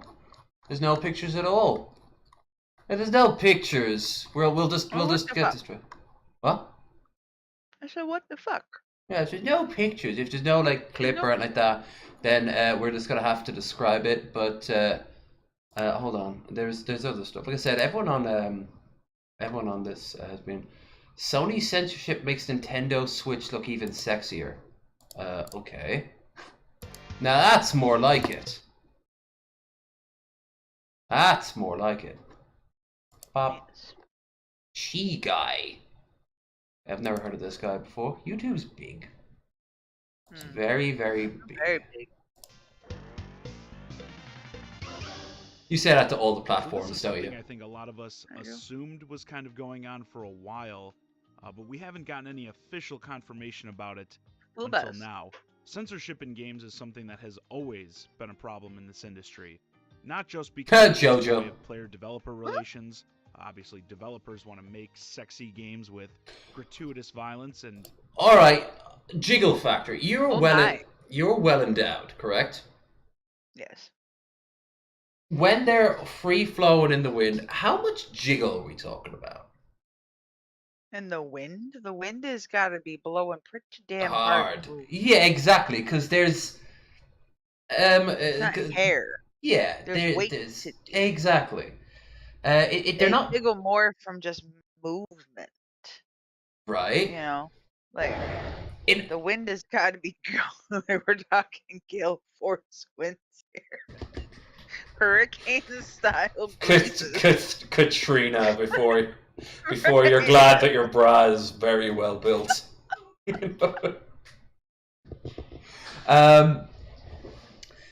But you notice in anime, the tits, the way they always move, like especially for like these sort of games, the sort of more vanilla sort of teasing sort of things. Tits, they kind of like a woo, they're kind of they have mind of their own gravity and shit. Mine might wiggle a little bit. Yeah, there's and you're also like, your outfit's kind of crushing them and making them go up a little bit, so. Right. We want to play those they're games, more jiggly but it too often seems like the people deciding what you should be able to play. I mean, look at that. No clue about what they're talking about. No. As I believe is in this. Oh, it just hurts. With Sony's new guidelines that specifically relate to sexual content in games, which I'm sure shocks you, right? That it's the sexual stuff. That's the problem. We have people ripping each other's limbs off, hell, smashing their opponent's head through their body and out their ass in Mortal Kombat. But we get some supple digital D-cups bouncing around, and it's all, oh my god, will someone think of the children? I've noticed it, I'm sure many of you have as well. PS4 versions of games getting censored, sometimes in weird ways. The one that comes to my mind most recently was DMC5, where they had the Trish butt sequence censored, only from the PS4 version. It was completely unaltered on the Xbox One and PC. And just recently, Sony has come cracks down out and given official word about what's going on in a recent report by the Wall Street Journal. A Sony spokeswoman confirmed that the company has established its own guidelines so that creators can offer well-balanced content on the platform, and gaming does not big bouncing content and development of young people. The Wall Street Journal writes, this is allegedly a result of sound growth. Yeah. Trust me. Once they hit a certain age, they'll be finding plenty of sound growth. Right. They're talking about a game that goes on the same app as the chicks in bikinis licking the fucking microphones that look like ears. Oh. Like all they gotta do is scroll and they're gonna find something sexual. You're not protecting them from anything, I promise. Was it? Yeah, it was Jeff. He showed a clip on Twitter of this YouTube channel, and it's just medical porn.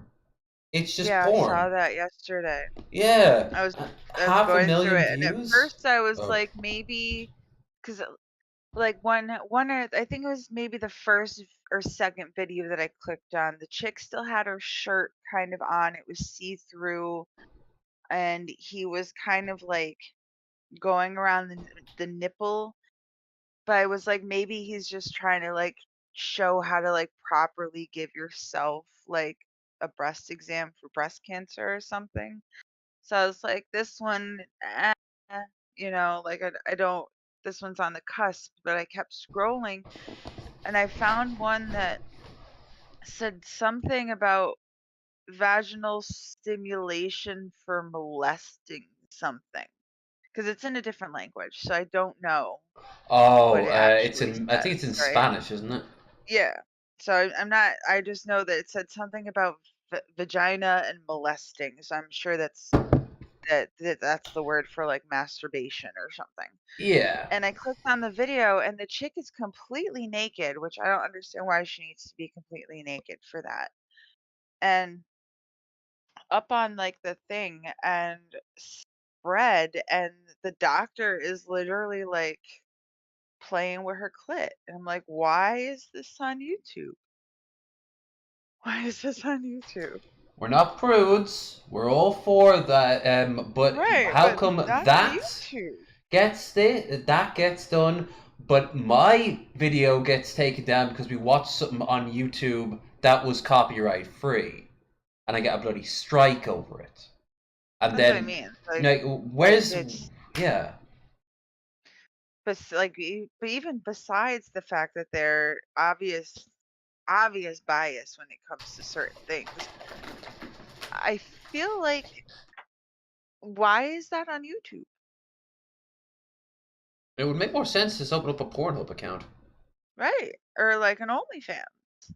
Mm-hmm. Or something. I just feel like if it was a true medical something, she would have at least had the medical gown on. Right. You know? She was completely naked. So why was she? Why did she have to be completely naked for that? No, no. You And see, it was this is how the the whole medicine channel is works. really disturbing. You need Like, less for clothes straight. for more medicine. No, it's the whole thing is just quite disturbing. Yeah. And I'm absolutely like, if you're gonna allow that on YouTube, then you should allow everything on YouTube. If you're YouTube gonna should get just rid say of fuck it certain and people's just. like, they got rid of fucking Shani's channel because she flashed people, and that for other reasons obviously too. But like they took down Foodie Beauties because she was flashing people. They gave it back to her, but she's flashing people again. So obviously it's like against something. They obviously don't condone it. So is it that nobody is reporting these videos, or is he like paying somebody money You know to what? keep up? I wouldn't do this myself, but I could see a very easy way of getting doing a sort of test with YouTube's algorithm. Open up a new channel, and every day post a randomly titled video, and when you click on it, it's just you sitting there naked for about 10 seconds. Never shill it, never do anything.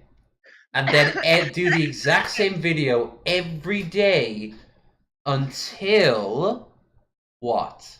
Until somebody somebody reports you. Yeah. Says, guys, Missy's making videos where she's naked every day. Right? And not even do anything sexual. Just sit there for like 10 seconds, bare ass naked. Maybe have your legs spread open a bit, just to give them a little bit of a Can you show. imagine if people actually found that and that went out and you got to get somebody that people don't know. Well, I didn't mean you specifically. That's the thing. Like, interesting, it was you. I meant you as in the wider world. One of you. Again, Missy's mind going to different places. Yes. My whole thing was, what if I did this? This would be bad. It would definitely be bad. Although, I guarantee you that a lot of people who hate you would still save those videos onto their hard drive. Yup. Executives at the company being afraid the sale of sexually explicit games may hurt its global reputation. Oh, and guys, don't forget that if you're enjoying the stream, don't forget to like, share, and subscribe. Check out the links down below for Discord, Twitter, Streamlabs if you want us to help get that goal. That goal until, well, is nowhere near as important as the New York one, but still. And once again, thank you all so much for helping me reach that goal. And doubly to my friend Claire, who gave me the rest of my moolah. I'm going to spend the next few weeks. She is. It's a shame. The only reason she has the cash is because of COVID, but you know. I hope that she feels better, and I hope that if she cannot taste things, that she gets her taste back soon and can eat glorious foods. Well, she has the she's gotten boosters. She's got her boost, so she's set. She's not going to die, but yeah, it could end pretty badly. Plus, worse, she's around a lot of other people who will be very susceptible. And Metal Monkey, my roommate, had a scare a few days ago, which would have been bad. Well, for me as well, on top of him, but he was all right. We're starting. Have you guys heard about this fucking monkeypox thing? They've changed the name because some people were claiming it was racist. So what do they call it now? I actually don't know, but in the UK, they're not allowed to call it monkeypox anymore. What do you guys call it? Well, I don't know what we call it because the UK means UK. Oh. Yeah, so you, Okay, as in Britain. Google. Yeah, monkeypox name change. Who renames virus to avoid discrimination? Oh, it's the WHO. Oh shit. Oh. Who? So what did? Rename. Which inaccurate, discriminatory, stigmatizing. Similar to concerns, virus. Broad naming system, variants in letter of the Greek alphabet. Two types of monkeypox: West African or Congo basement clades. It doesn't say. Oh, use the name HMPXV. It sounds like an anti-word from Warhammer 40,000, that when you say it right, it makes people's noses bleed. Skimf. You know, something that you'd hear in Ryloth in fucking or Roloth in Lovecraft. Makes sense. Pose real risk. Yeah, so must not be closed down like the outbreak. Spam public health message about monkeypox. See, even here they're using monkeypox. So is it monkeypox or it's something else? I don't know. Anyway, yeah, I saw it and it looks really, really scary in comparison to COVID, which doesn't physically change you. Like this stuff is bad. Like you'll know. Oh, I hate to say it, that picture there kind of looks like a nougat chocolate bar. A little bit. But yeah, you get covered in boobos. Ugh. No. What? Be very careful, folks. They think of the children argument. I wasn't kidding. Well, there are these little things called ratings for games. You may have heard of them. They range from E to M, and there's also things like 18 and up. Now, here's the thing. Rating system I support, as long as they are like practical and enforced, because there are things that I would not want. I would not want anyone of any age to, for example, watch a Serbian film. But if you're going to strap an age rating to it, put it as the most extreme to show people what you're getting into. Oh, you're going to sit down with the family and watch Human Centipede? Well, maybe if you have that sort of family, you know, maybe if they're chill like that. I didn't make, but like when I was, I want to say 15. Because I was a freshman in high school. That was right when the movie American Psycho with Christian Bale came out. I love that film. And my parents were divorced, and my dad would come on Saturdays or like one of the days on the weekend, Saturdays or Sundays, and come and spend the day with us and like take us out and do something. And a lot of times we would go and see a movie. And one day I wasn't really thinking, and I said I wanted to see American Psycho, and my dad said sure. So there I am sitting in the theater next to my dad and my two little sisters, ages like 10 and 7. How did they get in the watching theater? American Psycho because my dad bought them tickets. Oh yeah, you need to be accompanied by an adult, don't you? He's the parent. He can buy the tickets. He bought 4 tickets for American Psycho.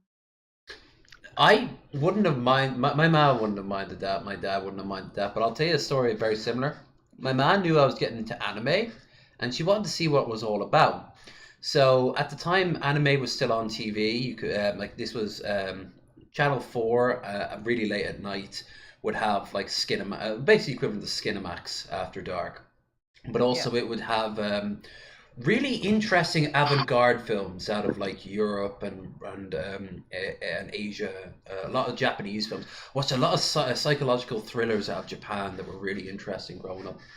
But she wanted to see anime, and I was like, well, there's an anime on tonight. I've never heard of it before. So we went in and it turned it on, and it was Legend of the Overfiend. Do you know it? Yep. The birthplace of the modern tentacle porn. So my man and I I'd rather watch that. Now she was enjoying it. My mom was she was enjoying a joint, so she was high as a kite. But she bursts out laughing when the guy licks the other guy's cum off the girl's face to get his powers. And And she when she saw the tits, she looked at me and grinned and went like, I can see why you watch this. And then she said, when you're older, you should go and watch heavy metal. And I didn't know what she meant. So years later, where I watched heavy metal, and I was like, oh. See, my mom was... My mom told me to watch this, and people are probably looking at you like, what? No, my dad too. My dad, in fact, my dad, when he saw all the tits in it, he was like, yeah, I remember this was like really incredible, like actual like boobs in a cartoon. But my dad was like an old hippie, so he would watch Down and Dirty Duck, if you've ever seen that film from like the fucking 60s and 70s. Nope.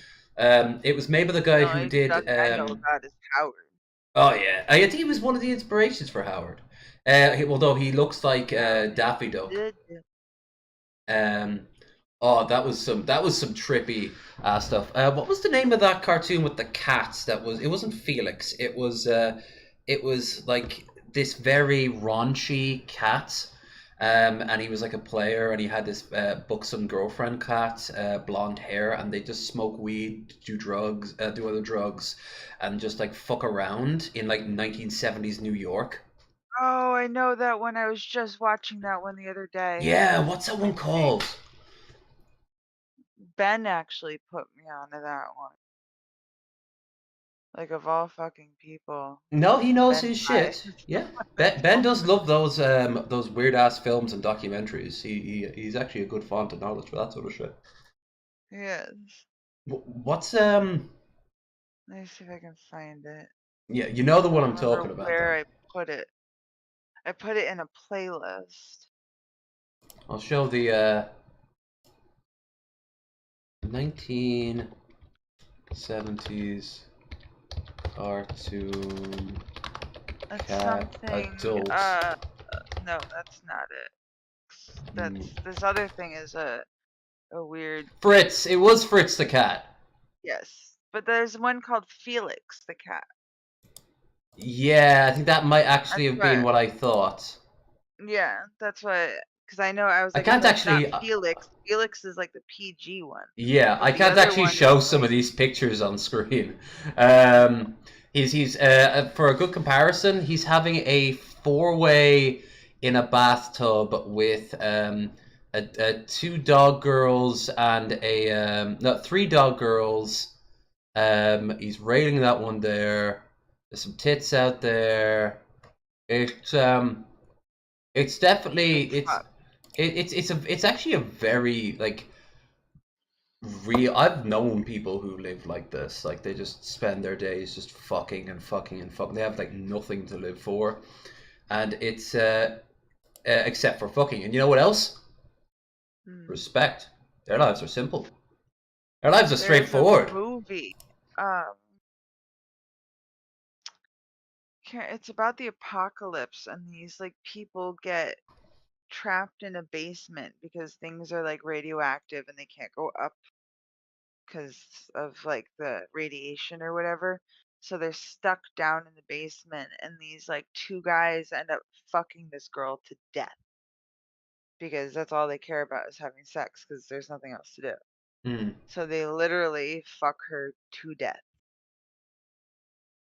I can't remember. It's on Netflix. I can't remember the name of it.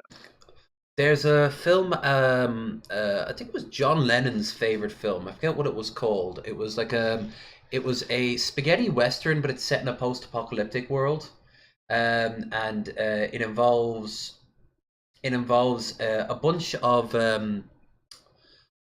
of different people, but the predominant one, if I remember right, was this little person, like a dwarf, and his like attractive girlfriend and this kid, and they get captured by these raiders who torture them by basically forcing them to fuck everything and everyone and have them all dress up in weird outfits until they eventually escape. It's actually, there's like the occasional reference to it. It's kind of like Boy and His Dog, which also has some pretty fucked up scenes in it. But there's a lot of references to that in the Fallout games. Because, you know, after ever see Vulgar? Vulgar. I don't think I've ever seen Vulgar. Let me type that up. Guessing Vulgar is a movie. I'm gonna go to the bathroom quick while you. Okay, yeah. Oh, the reason why the reason I mentioned that, by the way, Fritz, is because I Down and Dirty Duck was made by the same guy. It was an earlier film of his. Vulgar movie.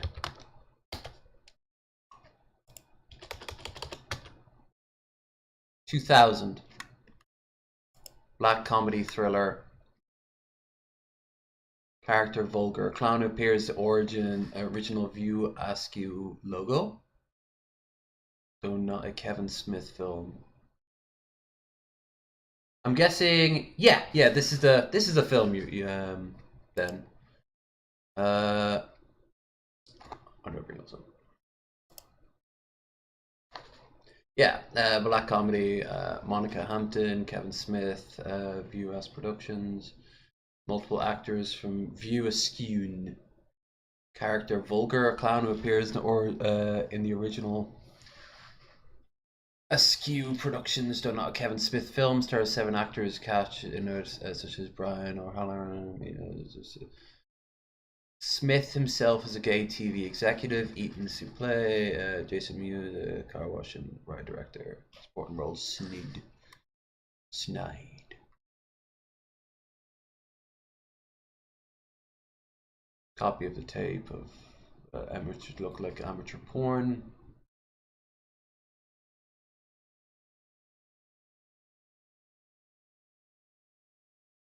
Oh shit. Shit, this is bleak.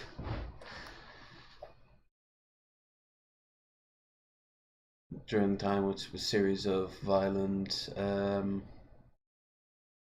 sexual assault, also break a bottle over his head and drug him. Is this maybe a comedy? Jesus, only a 120,000, Christ.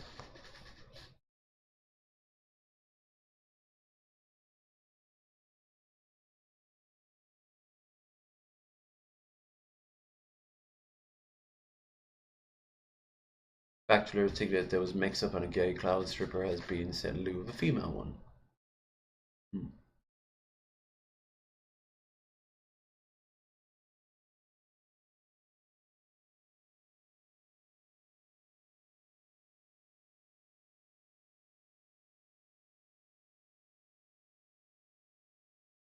Jesus.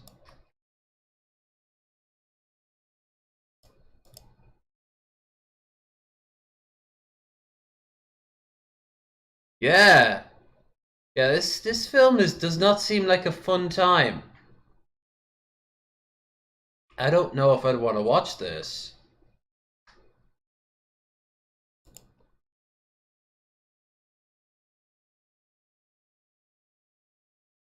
Although this is kind of interesting. We'll see past the police barricade, breaks in the house.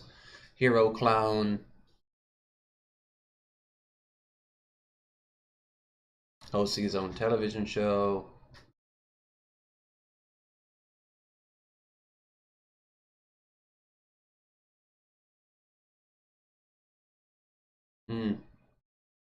Okay. Yeah, no. I don't know if I don't watch that. Probably a well-written film. What was the reception?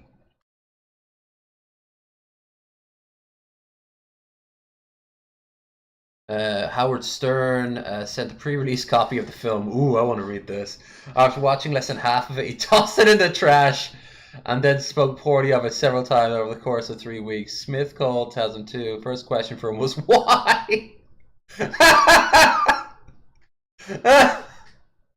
Despite repeating warning not to see the film, the studio revealed that he's continued bashing the film while he made it more intriguing. Yeah! That's like that stuff in Jackass that they used to put. Like, don't try any of this at home. What do you think kids are going to do? You tell them not to do it. You know they're going to do it. Some want to see it anyway. That's the whole thing about the Serbian film, for example. So everyone will be like, don't go and watch this film. Ooh, I want to see it. Like, and then they go and see it and they're like, yeah, right, I shouldn't have gone and seen that. No, you shouldn't have gone and seen that. You shouldn't go watch Sallow either, you know? You do and don't. Yeah.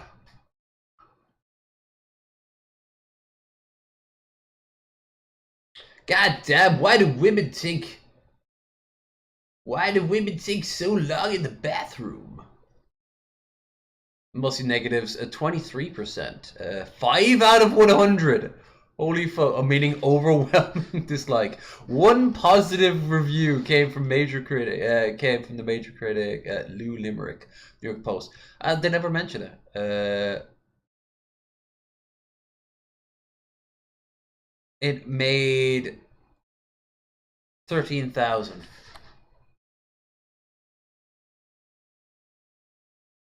Director's cut. Extended ending. Note from Snidlow, the portion newspaper in his dressing room in front of his death. Ed's panic and overdose, crack cocaine, Edward's son, as well as vagrant slow life, death, random incident of criminal violence, natural circumstance. Bradley determines the men's debt were all karmic. Okay. But it doesn't say how much it grossed. It only says over the weekend. Obviously didn't make any money. If it opens at 30, it's like Morbius, you know?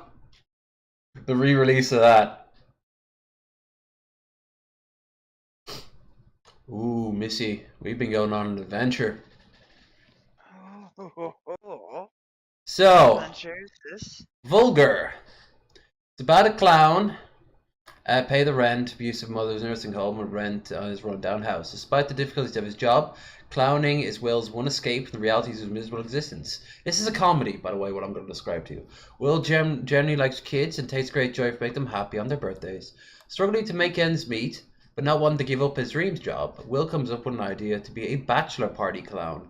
Will's idea is that men throwing bachelor parties can hire him as a stripper. One enters the room prior to the real entertainment, wearing clown makeup and lingerie, tricking the bachelors, thinking there was a mix-up and a gay clown stripper has been sent in lieu of a female one. Will invents the persona of Vulgar the Clown after his friend Snide tells him that the entire idea is vulgar, and lets himself in the wants ads, hired to appear at a bachelor party being held by a nearby motel. Rise for the party, wearing stocking, garters, clown makeup, and a trench coat, he's attacked and brutally beaten by a middle-aged man, Ed, and his sons, Gino and Frankie. The three men then proceed to gang rape him, taking turns videotaping the attack. The trio hold Will hostage in the motel room for an intermediate amount of time, during which they subject him to a series of violent and humiliating sexual assaults. They also break a bottle over his head and drug him. Tearful Will goes home and spends the remainder of the night and part of the next morning crying, where he washes himself clean in the bathtub. Will spends a considerable amount of time in the attack and crippling depression, which only costs him his home. Will fulfills a promise to appear as a clown at one of his past clients' children's party. Where he gets to the party, Will discovers a hostage crisis is occurring. The father of one of the children, in the middle of divorce proceedings, has kidnapped his own daughter and threatens to kill her. In a near-suicidal reaction, I'm reading the whole thing, Will sneaks past a police barricade, breaks into the house, and subdues the father. News reporters capture some of the events on film, and before long the story makes national headlines. Will becomes known as the hero clown. The attention and outpouring support breaks him out of depression, and she gives his own syndicated television show. The media coverage attracts the attention of Ed and his sons, who are still raping young men. They threaten Will with a copy of the tape of his being raped, edited to look like amateur porn, and begin to extort him. When Will tries to pay the men off, they attack him in a bathroom stall. Will finally strikes an agreement with the men wherein he will come to a motel room and perform for them, allowing himself to take advantage of again. And when they give him all the copies of the tape, secretly Will plans to ambush and murder them with the help of, I can't pronounce that name, Snide, S-Y-D. Sid. Oh, okay. Okay. When the time comes, the gun jams and Will finds himself unable to kill his tormentors. Just as Ed and his sons move to rape and murder Will, Ed's son Frankie accidentally shoots himself in the face. and a shootout ensures where a vagrant lowlife at the hotel who robs Sid and then plots to do the same to others. Both the man and Ed's other son, Gino, shoot each other to death. Ed panics and Will chases him through the motel parking lot to nearby deserted playground. As Will approaches with a gun in hand, Ed has a mad heart attack and dies. Will it takes off as he hears police sirens coming. His conscience clear, Will retrieves the tapes and goes on to live happily ever after, hosting his television show. So this is what the review and the reception was. Right? The film received mostly negative reviews, big shock, and holds a 23 on Rotten Tomatoes. Metacritic 5 out of 100, based on 10 posts.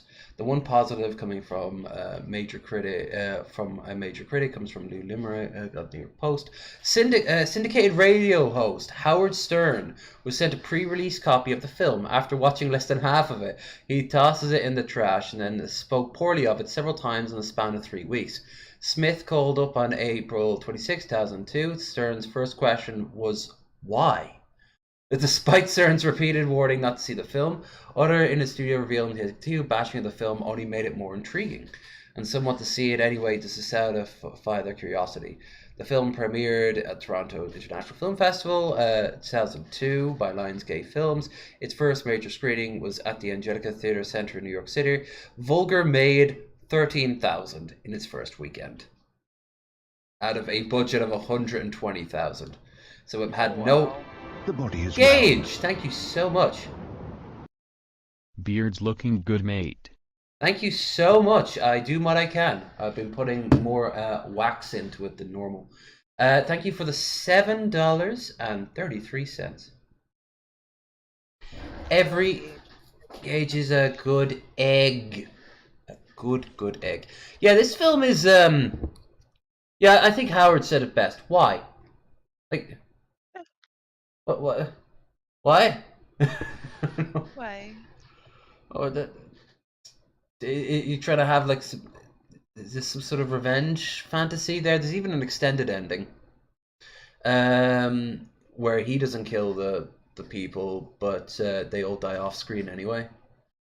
And an extended opening. Will walks up It's bed. like that movie I Spit on Your The Grave. body is round. Yeah. Wasn't talking to you, Lev. XDJKJK. Cage, thank you so much for the extra $2.33. Wasn't talking to you, Lev. It's true, her beard is amazing, but you can't see it unless you pay her money on Patreon. Now, she gives it to me for free because I'm just that charming. Oh, But have you seen that movie, I Spit on Your Grave? yes. I've also seen Last House like on that. the Left, and I've seen both versions of Last House on the Left. There's a lot of films out, like the revenge porn movies, where someone commits. I mean, like a lot of films are like that. What was that Charles Bronson one where he was it Renegade? Where he was slaughtering people in like New York. He was like a retired cop or whatever, and then his daughter gets raped and killed, and he kills like 50 people.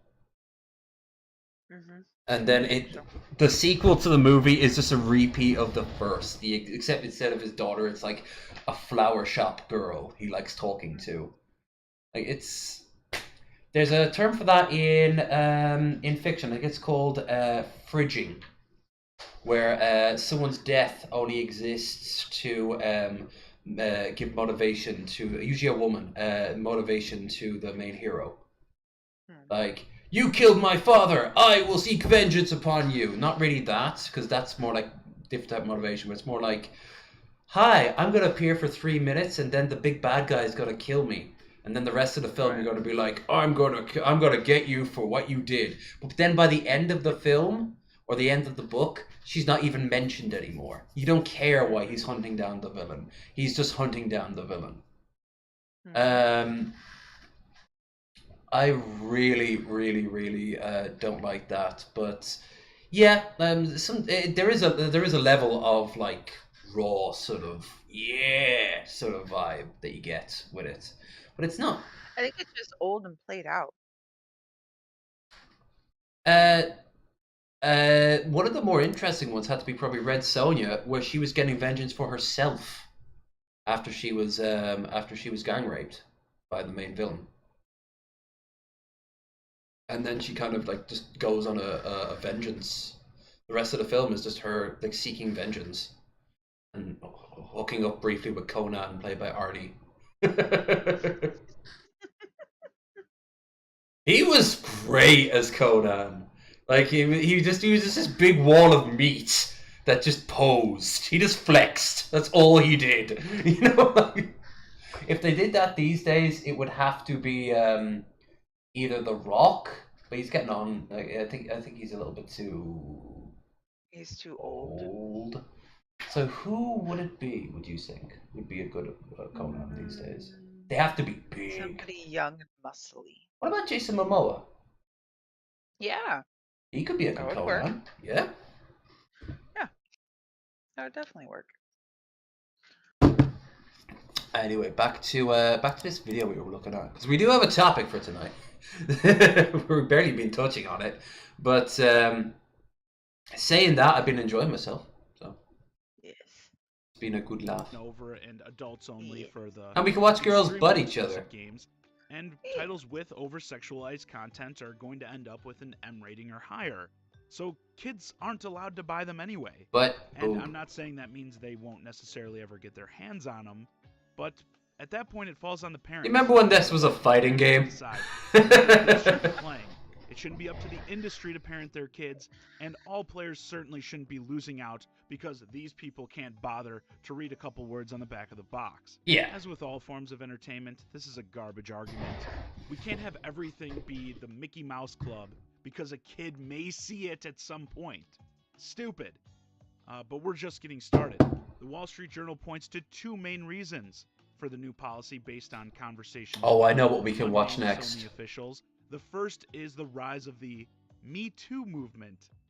The second is the growing ubiquity of streaming platforms like Twitch and YouTube, where sexually explicit games coming out of Japan can find a global audience. How terrible that these games can reach. Hell, there's an entire subsection on Steam right now that's just erotic games. And they range from games like Honey Select, a game I may have occasionally sampled myself, to games that, you know, you're almost like, why didn't you just make porn? Because they're like, there's a plot, but no one gives a fuck. They just care about like unlocking stuff. Like, I'm gonna defeat the great evil with my my harem of 12 beautiful women who all fulfill a different fetish. You know, like...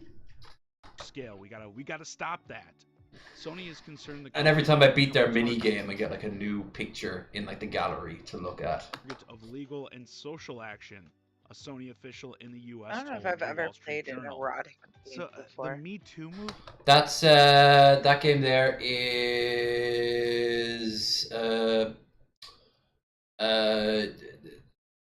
Kids. I can never pronounce the name. Kiatsukuniku, whatever the hell it is. Made by Illusion Games, and Illusion Games made Honey Select. The characters look nothing like this. They look more like anime people, but people. These ones are all teenage girls, and I'm like, yeah. Even like the older women are all like overly cutesified. Yeah, and they all look this style. They're all really cutesy. Teenage girls. Yeah. And the main character is a teenage boy, who can also fuck his teachers. One of which is his aunt. Oh. Yeah, all the fetishes are covered. Is his stepsister around somewhere, stuck in a dryer? Help me, step bro. Oh my God, my jeans are so tight. Stuck in this dryer, step bro. What are you going to do? There is actually a fuck wall in Honey Select in the torture room. Where they stick their heads in it and then they get stuck halfway, and you can help them out if you want, or you can go around back and, you know, harassment? Is someone going to accuse the game of sexually harassing them? Maybe if that was the subject of the games, if these were games about like rape. And sure, you can be a creep in a lot of Oh no, this is the game that what's his name? GG Man Lives reviewed. Yeah, it's basically just it's just a groping game. You just move the mouse around their boobs and butts until eventually they're like, ah! That's these titles, but I kind of throw that in the same category of like a Grand Theft Auto. You know, people trying to say, oh, it's a game about killing women, and showing clips of players committing such actions just because it's something you can do in a game, that it's possible in the game, doesn't mean that's what the game is about or encourages. I mean, come on. Yeah. And as far as the video sharing sites, same as with But it is about else, killing they're people worried and about including underage prostitutes, people then taking your money back, age which I'd never do to any sex worker. They usually have kids to feed or college payments to pay off before they hit 70, and like they're kind of fucked.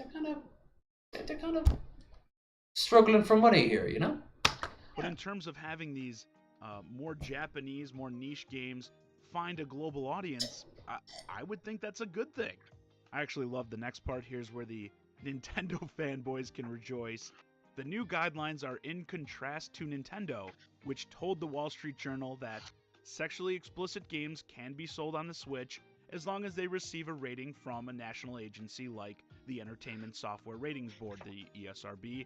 Platform holders actually haven't ever released any games that the board has given an adults-only rating to, so they're saying they've yet to see a game that even received the hardest. That's also weird because M-rated games people still think games are like all aimed towards kids. The majority of people playing games are not kids. You just have to get a rating, then it's up to the stores. It's people with disposable income. Not since like the bloody 80s, honestly. Since the 90s, it was about 50-50. And Nintendo was the last to figure out that, adults play games. And they have the money. They're the ones that, they're the ones buying shit. To actually parent their children, which I know is asking a lot these days. They also give another example. Oh, for God's sake, look at that. Visual novel Nekopara Volume 1, which includes partial nudity and the option to pet female characters using a visual cursor, released on the Switch last summer with a rating of mature, 17+. They're like, the PS4 version was delayed until November. When it finally came out, fans reported several changes that made it less sexually explicit, including extra steam in bath scenes, and the removal of a slider players could use in the other versions to make characters' breasts jiggle more. Jesus, they basically made the game unplayable. If you follow my channel, you know I've never been a fan of censorship in games. Oh God. I sorry anime fans, but you just make your characters so childlike. It's creepy. Right. I don't understand that. There's this I mean, I get the fetish, but like, gross. Come on. Yeah. Japanese people, as a rule, are obsessed with their youth because it was a less stressful time in their lives. They remember how easy it was when all they had to do was study hard. So they idolize going back to school. They've done, because you know full well that the workplace ethics in Japan are just atrocious. People commit suicide at a tremendous rate. No one has any money. And they never find love. That's another thing. A huge percentage of them just never find love. And they are just so... Men and women too, which I found very fascinating. I honestly don't think many of these changes necessarily ruin the experiences. Their actual removal and the reasoning behind it rarely make any sense. And I do believe, as pervy as it may be, you should want to respect the creator's vision. And obviously having to undergo these reviews where you're not sure what's going to be deemed too sexual or not, again, as they've proven it doesn't really matter about the rating, it's going to make development harder. Oh God, they've got nightgowns on like they're fucking 8. I wear a nightgown. Yeah, but like these ones are so cutesy looking. Mine's cute. I'm sure anything you wear is cute, love. Sure, you wear a burlap sack and it would look cute. Probably not. No, no way to find out. Not really my color. It all depends on how it's cut. It could be cut down the middle. Yes. You take an old potato bag to a sewing machine, and I'll marry you right then and there. I'm Irish. I have to by default. You know. You meet me up in when you come down to meet in New York, you're like, hey, low energy, I've got something special for you, and it's like Look what it's a nightgown made from a fucking Red Rooster's potatoes. It still has a number on it, like 30 kilos. The article mentioned PS4 versions of some of these games being delayed to censor the parts. Well, faith, my Bagora. And this will likely deter them from even trying to get them into the PS4 versions in the future, Gage, you or can may have even all stop the them whores from you putting want. the games on the Whores for platform at all. everyone. And I do believe the only legitimate fear I could see Sony having here is possibly some weak-ass hit piece done about them, about how they allow these games to be on their platform. And given this Someone think of the children, yeah. To cry about boobs and the visual novels or whatever. But still, the games have to get an official rating. As the article states, these games are going uncensored on other platforms. So even if someone did try to point the finger at Sony and the PS4 and be like, oh, you allow this game, all you have to do is say, oh, the game is the same on other platforms. It's the same on Nintendo Switch, the system that's heralded as the family-friendly platform. Done. Like I said at the start, I always find it funny how, particularly in the West, we have such a problem with sexual content, but virtually no issue with violence. You can think of the most gory, over-the-top, gruesome action you can, and as long as there's no nipples shown in it, you're good to go.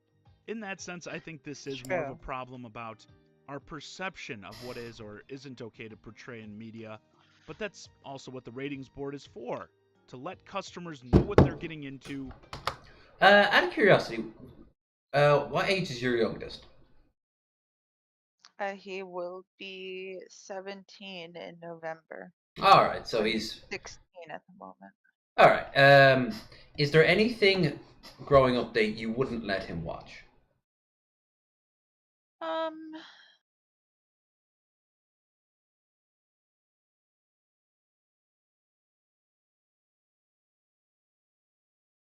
I mean, like the normal, I wouldn't let him do PG-13 movies when he was 7. Those kinds of things. But he was more into just watching cartoons. So I didn't really have to, oversee that much because he really just only ever watched cartoons. You ever find My him? oldest was the one. He would go over to his cousin's house, and I would find out that he was watching rated R movies at 8 and 9 years old, and seeing sex scenes and murder and all this kind of stuff at 8 and 9 years old. Mm-hmm.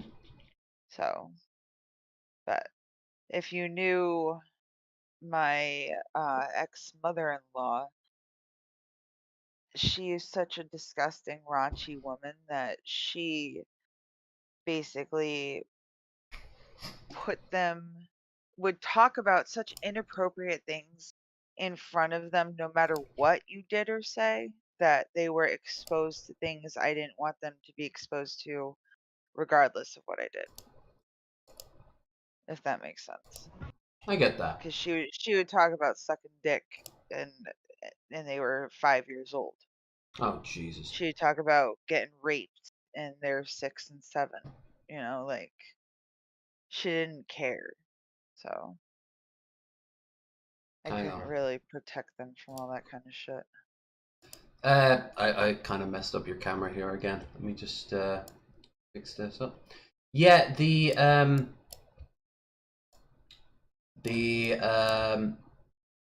relationship I had with my mom was much more open. We talk about a lot more things. We're not as prudish as Americans.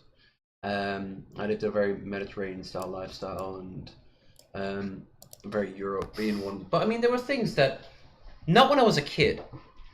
When I was a teenager, started to talk about these sort of things.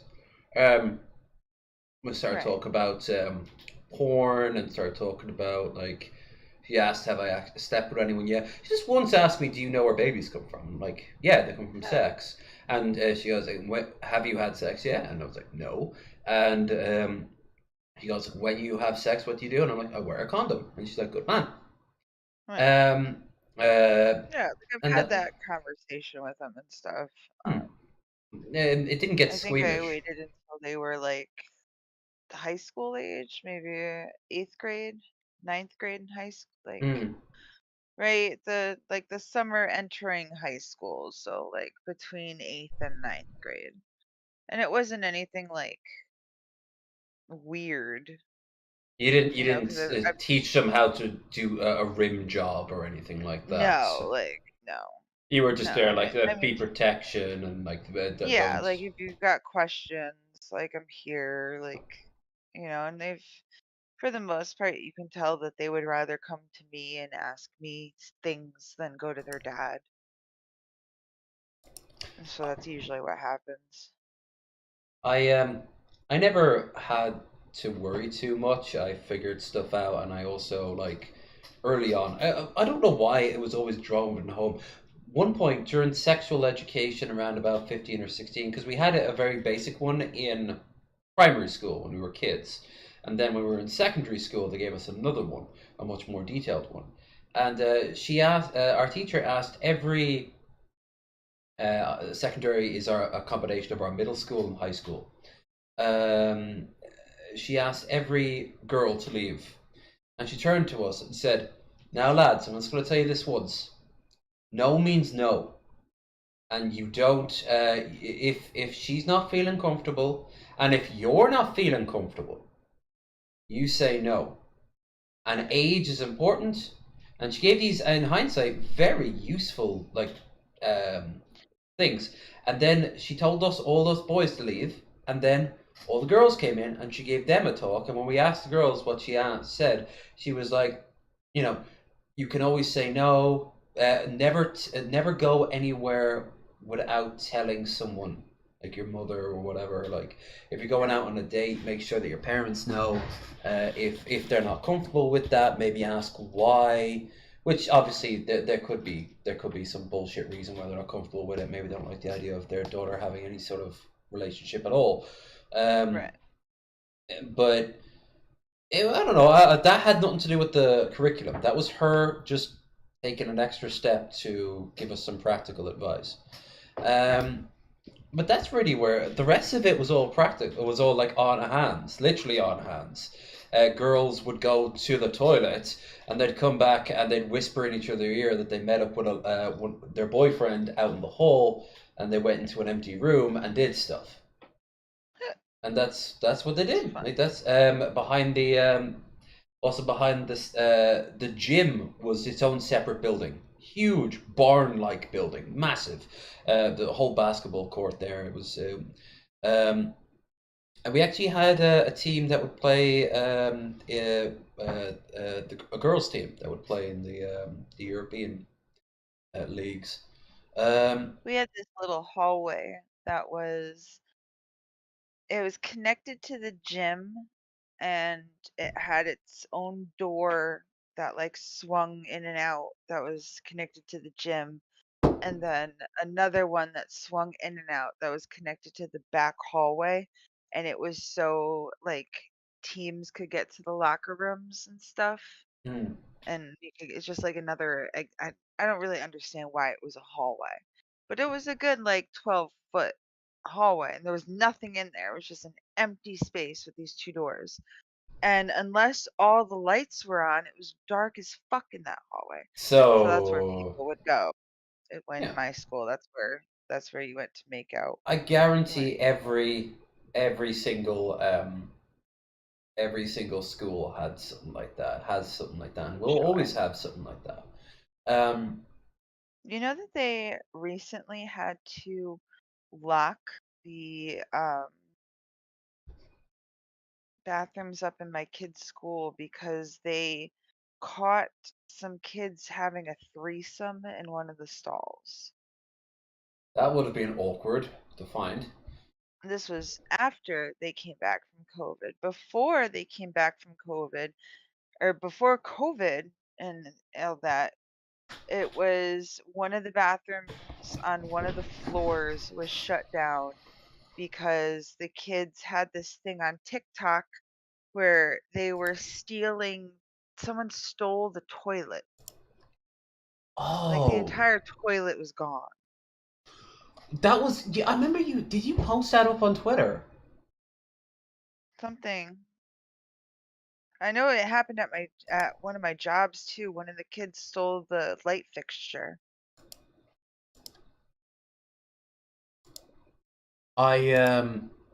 No, that's why I have to make sure that we're still streaming. Yeah, we're still streaming. I'm all's good in the hood.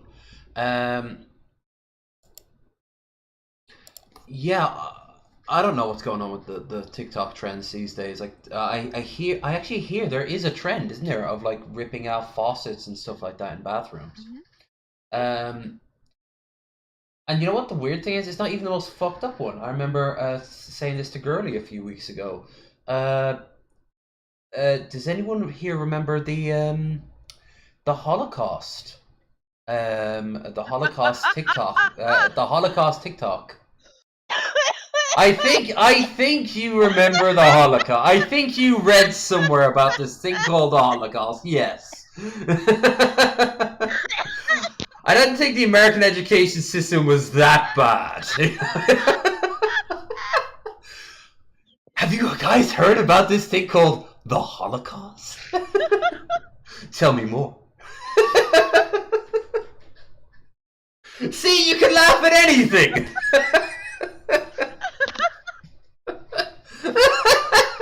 You're right there, Missy. You're right there, Missy. You're right there, Missy. It's retroactively getting to me now.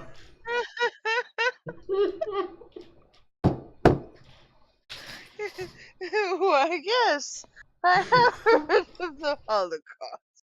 Please tell me more about this man called Jesus Christ. You know, this guy named Hitler.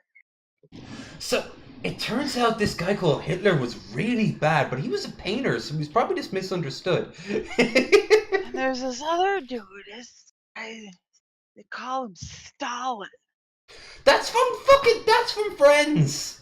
Joey wanted to redo he wanted a Screen Actors Guild name, but he didn't have it was Joey Tribbiani was already taken. So I think it was Chandler just casually going, "Oh, I don't know. Why don't you call yourself Stalin or something? Stalin. Whoa, that sounds like a really good name."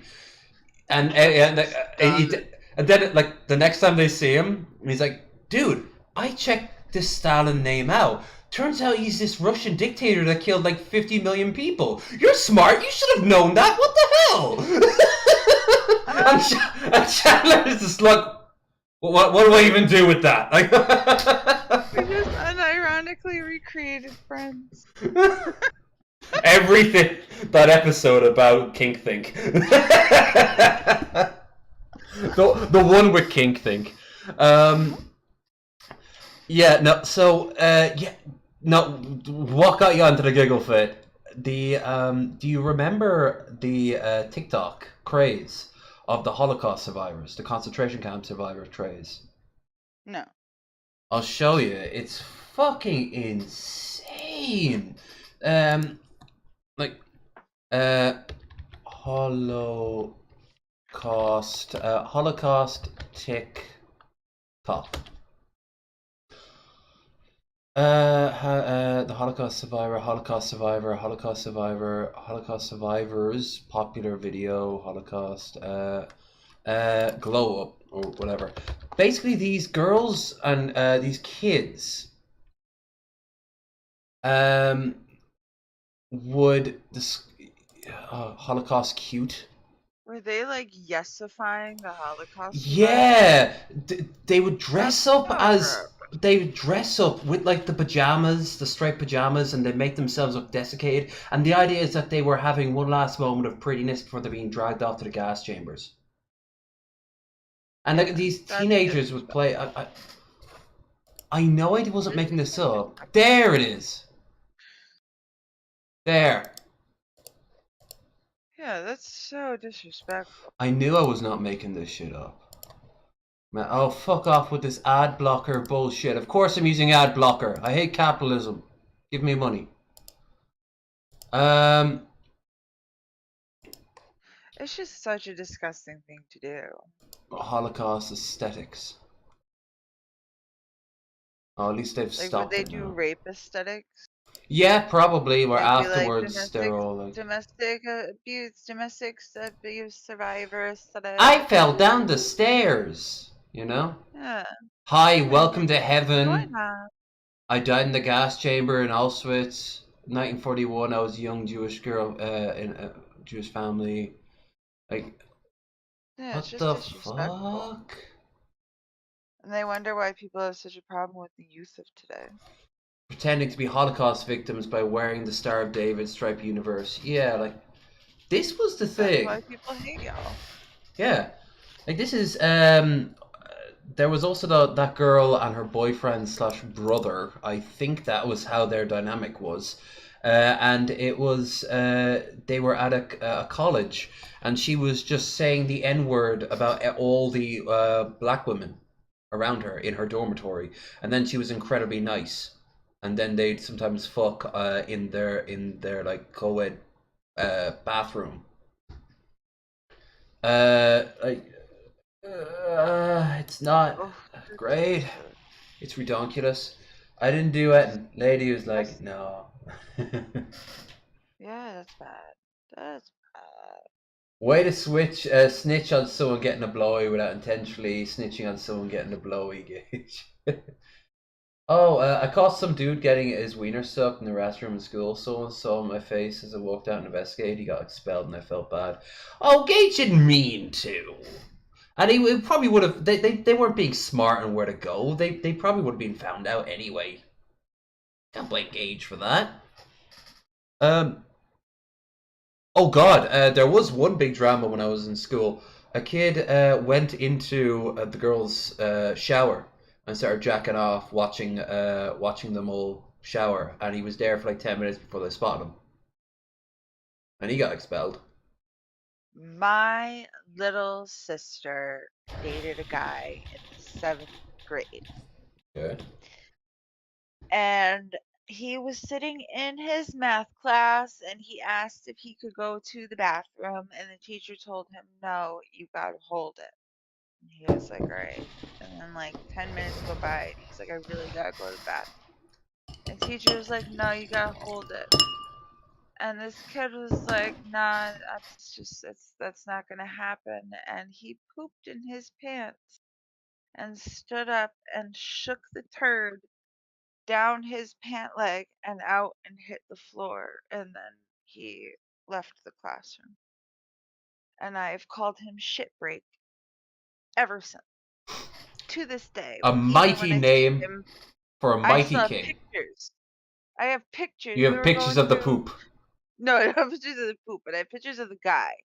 And my kid could never say his name because my kid was of like 1 the time when all of this, my sister was still in high school and all school and all this stuff was happening. And my kid or my sister was still dating the guy. And my kid called him Babu. And we were at like my grandparents' house a couple weekends ago. We were going through all of the old photo albums.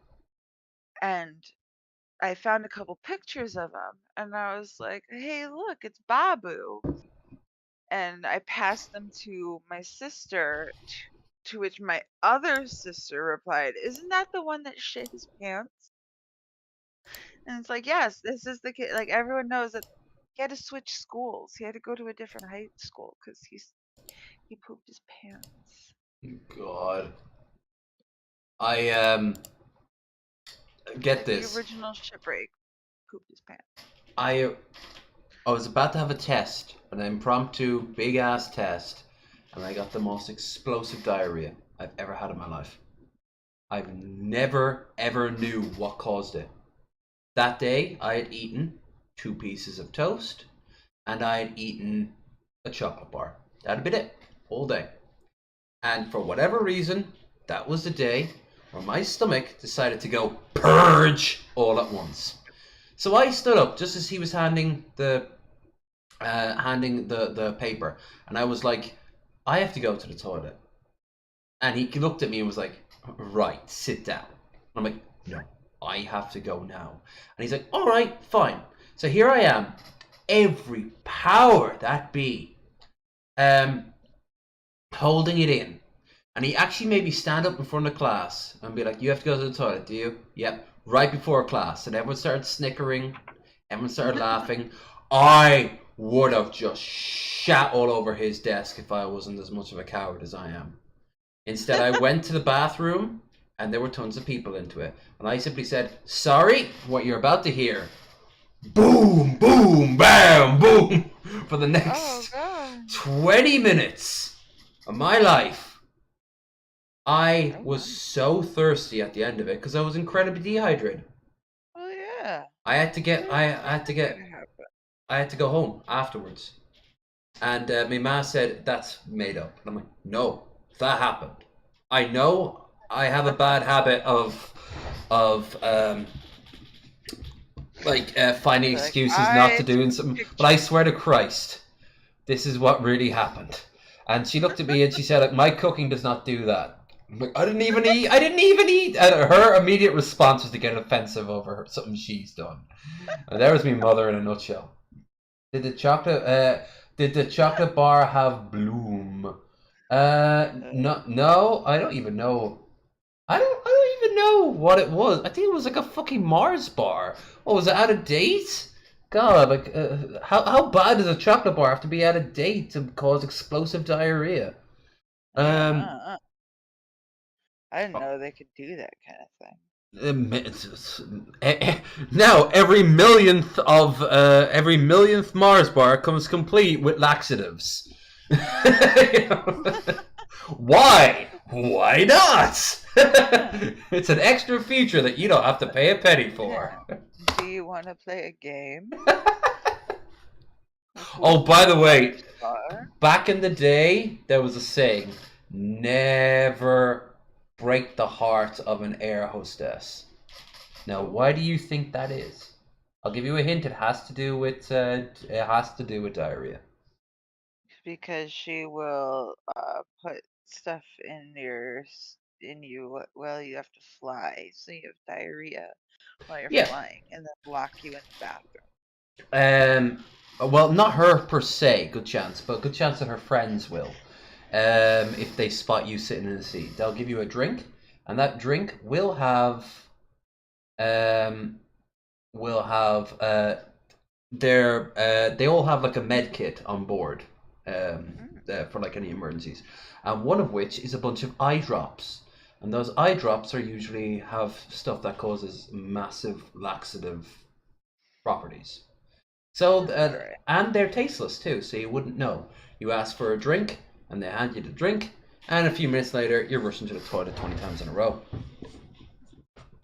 The same thing is why they don't want you to put eye drops in people's liquid drinks. I think it poisons them. Well, it is technically a poison, yes, but if you put 1 or 2 drops in, it won't kill them. It'll just make you take massive shits. Maybe if you do 1 or 2 drops like every day. Oh yeah, that'll eventually kill it. Hell, most laxatives are toxic. Hell, chocolate's toxic if you eat enough of it. Beer is toxic. Alcohol is poison. Yes, going to alcohol. Drink this wine I'm drinking right now. About to break open the second bottle. Is a poison. It's a poison, and that's what a hangover is the next morning. Your body craving more poison or healing from said poison. Exactly. It's technically actually dehydration. But, I like to think of it as your body craving more poison. Well, that's what Hair of the Dog is all about. Your body likes to be poisoned. And grease. Oh, have you noticed when you're so hungover, the one thing you want is anything greasy? Not to look at it.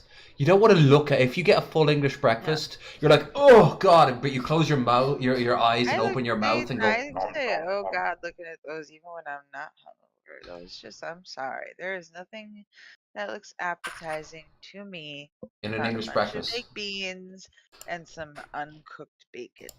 Hold on. I know you're talking about the Andrew Yang picture that Jeff Holiday pointed out, right? Because I do agree that is some pure trash. Every English picture that I've breakfast. seen of full English breakfast has uncooked bacon. I don't like. Oh, really? What about Exhibit A on screen right now? It's not cooked all the way. It's gotta be crispier. All right. That's because it's a rasher. It's not quite the same. No gushy bits. You gotta have American bacon and understand. Well, what about that? Are you honestly gonna say that's not even bacon? That's not bacon. That is gushy. It's not streaky bacon. No, but it's rashers. The superior bacon. No, you put streaky bacon on top of your turkey for Christmas. It looks like Canadian bacon. That is basically. Look there, completely scalded. Look, exactly how you like it. Nuked. Yeah. Yes. Are you happy with that? Yes, I like and look, that. there's egg. Let's see what's going on here. You got some scalloped potatoes. You got some cherry tomatoes that have been really well done. You got some scrambled egg. You got some toast. You got some mushrooms. I'm allergic to mushrooms, so pass on that. You got some sausages, and you got some beans, or beans or peas. The thing is, I'm not a big fan of the baked beans myself. Irish ones don't have full Irish breakfasts. Don't have. And I read somewhere in that thread that Jeff posted up that the beans that they use in the English breakfast are not the same kind of beans that Americans use for like hot dogs and beans. No, they're Heinz. They're Heinz baked beans. They're very different creatures. Because I eat them on a regular, the ones you just described, regular basis. I eat like kidney beans and butter beans and which they're lima beans, aren't they? I think. Sometimes they're like little pinto beans. Yeah, I do like pinto beans. Kidney beans. I don't know, they're just little baked beans. Look at that pudding. Brown sugar sauce kind of thing. Oh, pudding is so good. Pudding is so good. White pudding, black pudding. But the full Irish breakfast often doesn't have beans. It just doesn't want to be like intestine poop or something. Black pudding. Black pudding. Blood sausage. You're thinking more like blood sausage. Although it is a type of blood sausage. But you don't originate in the United Kingdom and Ireland. It's pork fat or beef suet and a cereal, usually oatmeal, oat groats, or barley. And then it's mixed in, and then to hold it all together is a bit of blood. Yeah, it does not look good. It is. There it is. Now, come on, that doesn't remind you of your first love? No. What about your fifth?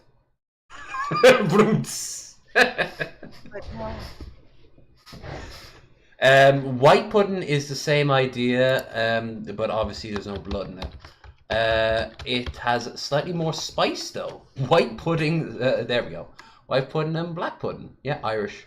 You pick up a log of that for £2. And I've seen what you guys call cheese over there, okay? You don't get to stand up on your high horse. Yeah, but I don't like American cheese. I don't put that shit on my stuff. American cheese. I like fancy cheeses like Gruyere, Brie, shit like that. Those are the good cheeses. American cheese. There it is! The worst thing that America ever did since Vietnam. It's like 51% plastic. You can't even burn that shit. Yeah, the thing, yeah, exactly. Like, this shit is what turtles suffocate on. Yeah, it's like, 51% plastic. It's also known as a single source of milk, cow's milk. The thing is, Americans can make good cheese. Wisconsin makes very good cheese, and apparently Vermont makes very good cheese. We make good cheddar. Yeah, I've had American cheddar. I really like New York cheddar cheese. Vermont cheddar cheese is a bit more dry and flaky. The New York cheddar cheese is a bit creamier. That would actually be, if it was the flaky stuff, that would be good on pasta dishes. Instead of Parmesan or pesto, you Romano and pasta dishes. It's this stuff though. It's radioactive. Like you can get this over here. You can even get craft singles over here. But we have real cheese. Dubliner cheese is something I actually found in Philadelphia, which I thought was brilliant. Thank you. Dubliner cheese. Dubliner's cheese. It is so good. And you know what? Dubliner red cheddar is so like strong that even if you're absolutely drunk, you take a bite out of it, you know you ate red cheddar, no matter how drunk you are. The flavor of it. It's so. I know some people don't like strong cheese. Other people don't like weak cheese. I think both have their places. Either way, I like cheese. cheese. What about blue cheese? I like blue cheese. Ugh. Cannot stand it to smell. It looks pretty. So good. There's this salad over here at one of my favorite restaurants that is bourbon steak and candied walnuts and blue cheese crumbles with a blue cheese vinaigrette. Unlike many things of that appeals to me, but once you added the blue cheese, I'm like, no. It's so good with the bourbon steak, like the sweetness of the steak with like the saltiness of the blue cheese is like the best combination I've ever had in my life. I'll say the main proponents of blue cheese I've always found is women. Maybe it has something to do with, I don't know, just your overall makeup. Probably. I went to a wine tasting thing once, and it was showing us that like you could eat, like drinking a glass of wine, you could eat 3 different things and it would make the wine taste 3 different ways. Yep. I thought that was really cool. Oh, when you say wine tasting, does that include spitting into the bucket? No, we got to drink it. Oh, we were good. really drunk at the end of it. Yeah, there's wine tasting and then there's wine tasting. You know, like we're going to try all these different types of wines. Oh, good. Here's a bucket that you don't drink it. You spit it out afterwards. Oh, well, you're not here to get drunk. You're here to appreciate the finer parts of wine. Oh, okay. But you have an open bar, right? Yeah, but you probably can't afford it. So, hey, I've hung around Connecticut Blue Bloods. I know what that's like. Drink bottomless mimosas. I wanna go to a brunch at Bob's Burgers. Well, they got. You go to Brunch and Mill on the River. That's the place to go. Oh yeah. Mm-hmm. What's and go to on brunch? It's like a legit, like old school mill, like that they used to run logs through that they turned into like a 4-star restaurant. Oh wow, how ironic. There was actually a failed restaurant up right where I lived growing up that had the exact same premise. It was called the Old Mill. Yeah, it was called the Old Mill. We used to go there. It was in the middle of the park, but it wasn't like a park in America. Rather, think more like a national park. You actually would like get lost in the woods. And yeah, it was right. A part of it was heavily developed right by the housing estate where I lived, and the further west you went, until eventually you actually left the entire county altogether in Ireland, which was pretty big at the time to my little brain. Like, oh wow, this place is huge. But yeah, the whole area is it's the last place in Ireland where you can find falcons, for example, where I grew up. Natural falcons, obviously. You've got people who raise them and such. But there's like when I was a kid, there was 17 breeding pairs, and one flew right into my window trying to get at my canary. I want a raven. I keep seeing these videos on Twitter about these hundreds of them, that thousands. Like, not even that they're like talking to them and petting them, and like, I want one. What do I have to do to get a raven? Raven. Motherfuckers are everywhere around here. Can you like get me an egg and ship it to me alive so I can hatch it and be its mother? No, it's not legal for starters. Second of all, it's very impractical. The logistic. I don't think you thought this all the way through, have you? I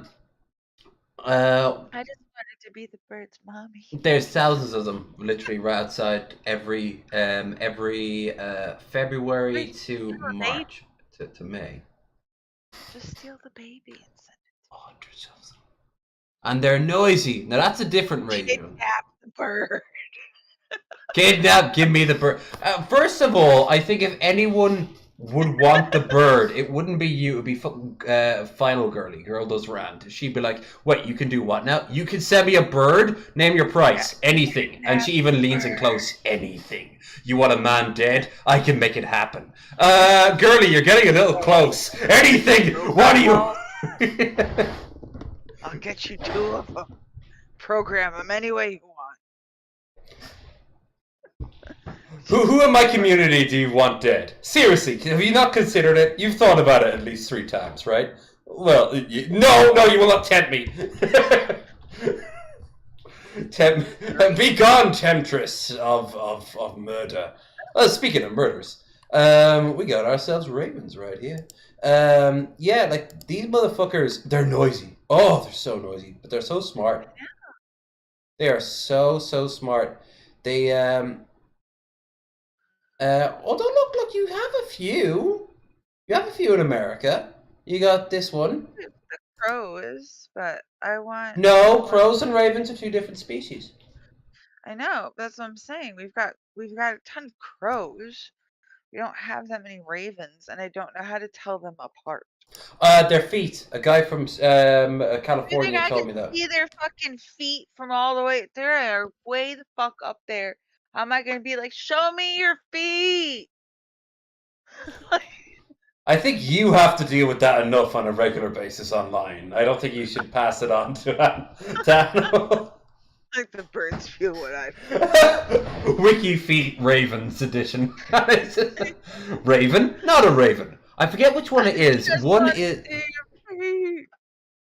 now step on a bunch of custard cream pies. Yeah. Modern English word raven. Yeah, blah, blah, blah, blah, blah. What next? Northern Hemisphere. This is Corvus Corax, which is the name of a fucking Primarch in the 40k universe. That means he's literally just called Raven. But they want him to sound fancy. Yeah, these are the ones that are in around. Yep, here we are. And look, that includes you. See? Like, look at this. Look. Alright, no, you get crows because you're in, like, Connecticut and, like, there. And you just missed out, but you're not too far away. You could go up to New Hampshire or something like that. You go up to Maine and see some ravens. I'm gonna have to go find one and kidnap it myself. Yeah, typical man. Never doing anything useful. You know? I ask you to do one thing. Just kidnap a baby bird and send it across the ocean alive. You know, I have to show the clip, right?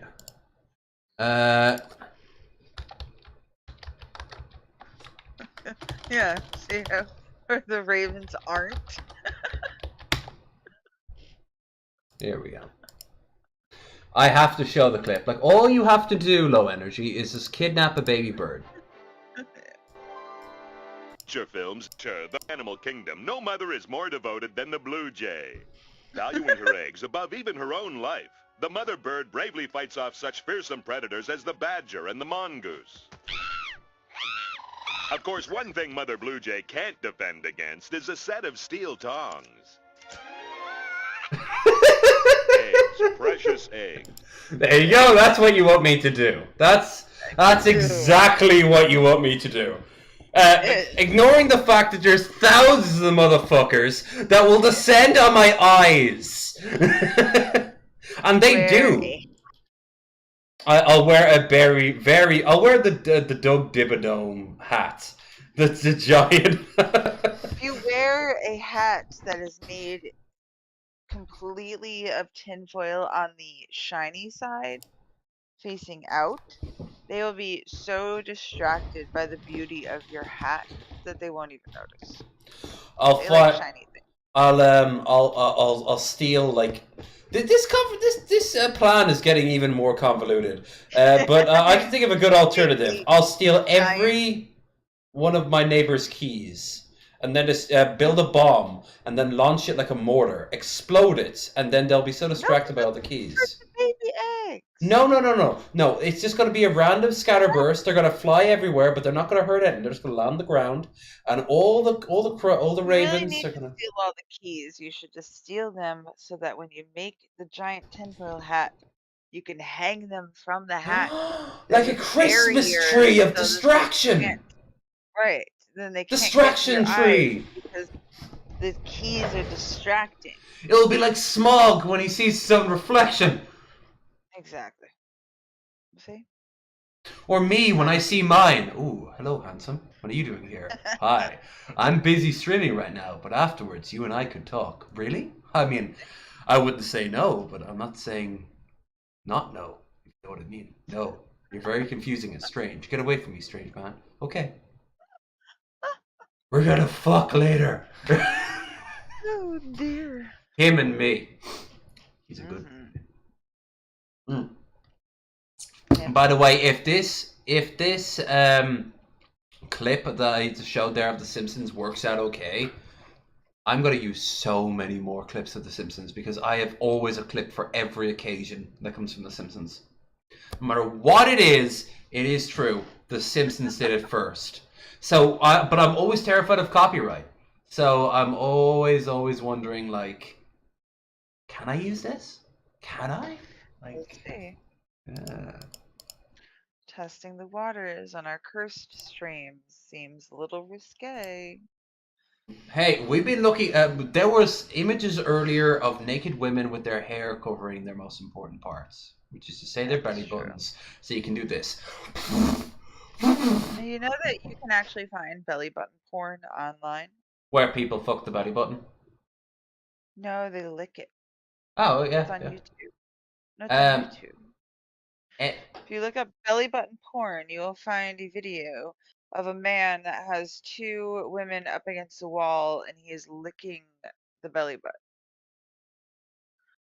Lick the legs. No, lick the belly button. Right.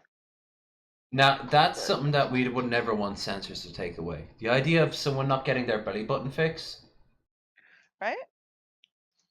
Oh god, I want an ASMR where a woman is like describe your hot aunt wants you to lick her belly button, but she's also very disappointed in you. They always have the weirdest fucking plots. Like, you're dying of terminal cancer, but your nurse thinks you're hot. You know, like, I don't think I want some. You also need to make it through this cavern of labyrinths in order to save little Timmy. There's a so that he doesn't die too. There's a oh, what was it? There was this one an erotic game that was released, and it had all these beast women, like all these crazy, like, sort of monster women, and one of which was an ice demon.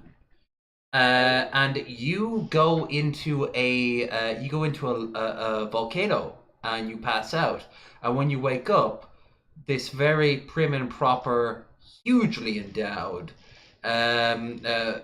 frost demon is trying to get you back on your feet. The heat doesn't bother her because it's actually quite pleasant, but she's worrying about you. So she realizes you need to keep hydrated, so she basically breastfeeds you POV style. As she's like, listen, I know this is awkward, but you're going to need to stay hydrated, so boinga! Out they go. And as you're sucking on it, she's like, oh, that's getting hard. Well, it's to be expected. What? You want to do what with me? No, I can't do that. We have to wait until I have to wait until the person I love before I do that sort of thing. But listen, that's too bad. If you want to touch it at the same time as doing this, I guess that's okay. That's terrible. It's so bad. It's so fucking bad. Why do they make things bad? Who's buying?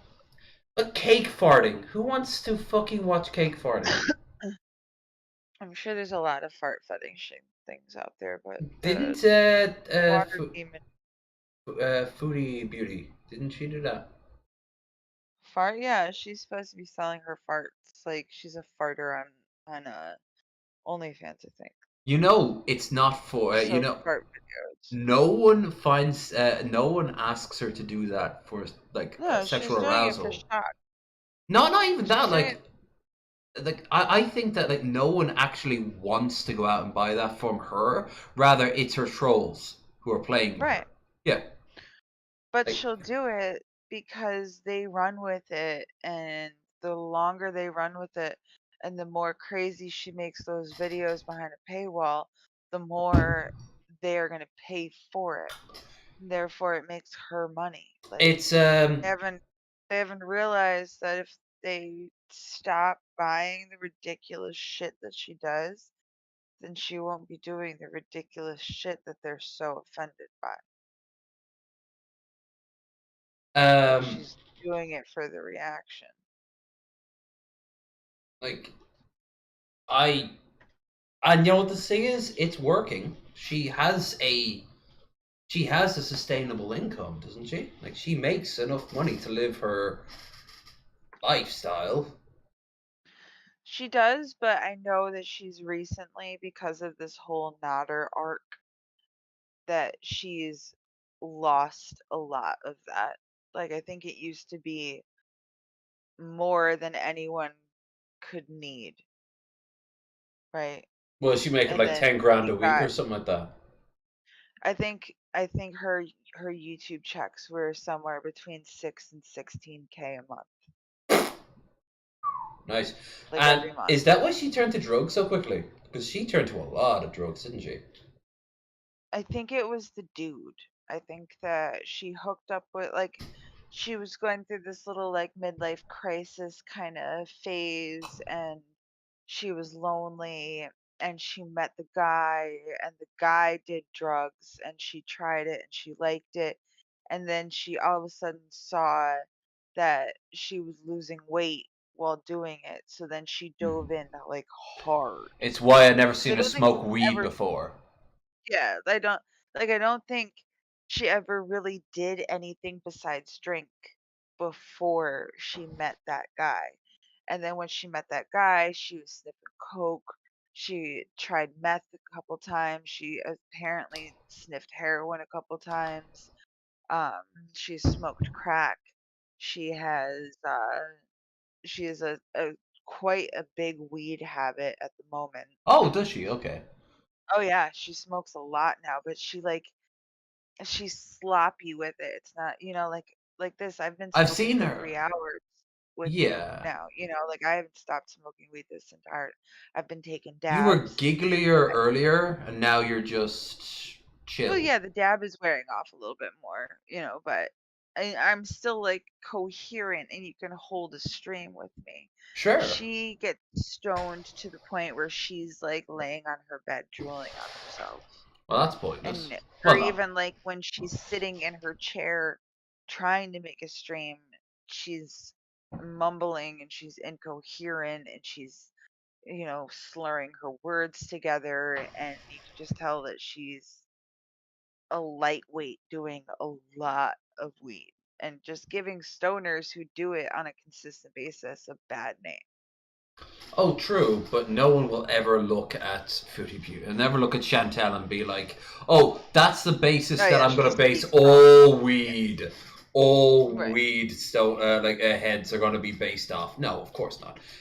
She's going to be definitely gone downhill fast, and I think that the drugs did not help one bit, and I think that there's a lot of stuff that she lied about and a lot of stuff that she isn't telling people and a lot of stuff that she told people that's not true and that is true, but she fabricated it a little bit. Like I think there's no way anyone's gonna know what's actually fucking happening with that girl. Yeah, I don't know. She seems to me like 99% of the world does not take her seriously. The 1% have a fetish for broken, morbidly obese women who had no hair. Like, okay. Either way, she could keep doing this in a smarter set way. She could find a way to be smart about this. It's like the way Cobes turned off text-to-speech because he was getting trolled all the time. Yeah, he was getting trolled all the time, but it was also his main source of income. Like he could have maybe found a way to make this That's work. what she did. Like she kind of did this little story arc with this dude and got like hooked on drugs, and then she kind of was like making a mockery of like addicts and stuff, and people were like, no, that's not cool. Like, you know, there's some of us are addicts, or like we're addicts, or you know what I mean? Like that what you say affects people, and people were trying to hold her accountable for her words. And Why? then She's never been held accountable for words prior. Well, because she actually became a cokehead and wanted people to feel bad for her. And that's when feed they her were habit, like, if I recall, right? right, exactly. And that's when everyone started to have a really big problem with the whole thing. Like, you were just saying, like, you know, Is that fuck before or addicts, after but Cuba? that was before Cuba. That was like summer, like back like before Christmas, like almost a whole year, because this whole thing, it's been a whole year in the making. Like this whole arc with her has been going on for almost a year now. Because I remember it was around summertime when she first met him and first started doing the whole cocaine and stuff. And then winter came around and Christmas, and she was buying him all this crap, and then they got engaged, but she bought the engagement ring, and then it turned out to be a lie, and then that girl Dee Dee came around. Like it's been going on for a year, and then the Cuba shit happened, and that whole rant. She's just such a racist. I've been staying clear of it, but like I still see fallout on my Twitter feed and the like. Sometimes even on my YouTube timeline. Let's see. Weeby for basic values. Sex shop and sacrifice in the 90s. Okay. Well, what's this?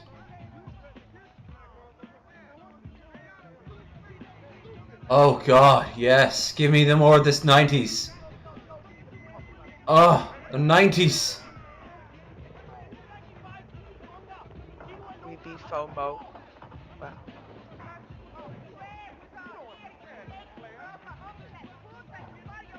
It reminds me of that other movie that I can't remember the name of.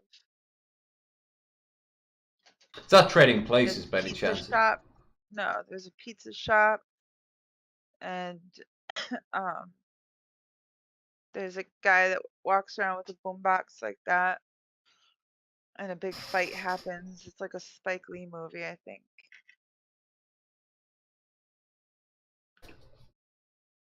I do not remember the name of it at all. Chat. Help a poor woman out. And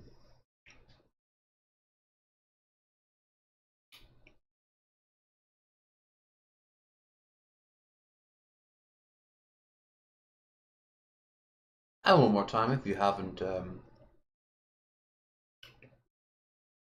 delicious. If you haven't liked, share, and subscribe yet, maybe go and do that. If you haven't yet, and you wonder where all the gaming streams are gone, they're over on Twitch now. They're in the doobly-doo. Can you do that? I think if you like my gaming streams, you'll like that. Also this Friday, Origin of Language. I'll be joining Grandar and myself for Bearded Ramblings. Let's see, she hasn't figured out what her measure yet, or doesn't want to. She's not going to sit down and be like, alright, this is my limit. Because if she's not going to do it with food, she's not going to do it with any other thing, you know? Do the right thing.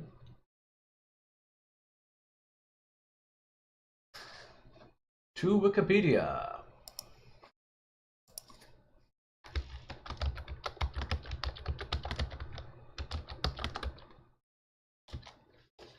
Do the Right Thing, 1999. There's only one Spike Lee film I actually like, and that is his knockoff version of a Ken Burns documentary about if the South had won the American Civil War. And he plays it up as a joke, but I don't see it as that. I see it as a very, not accurate, but a good vibe of what it would be.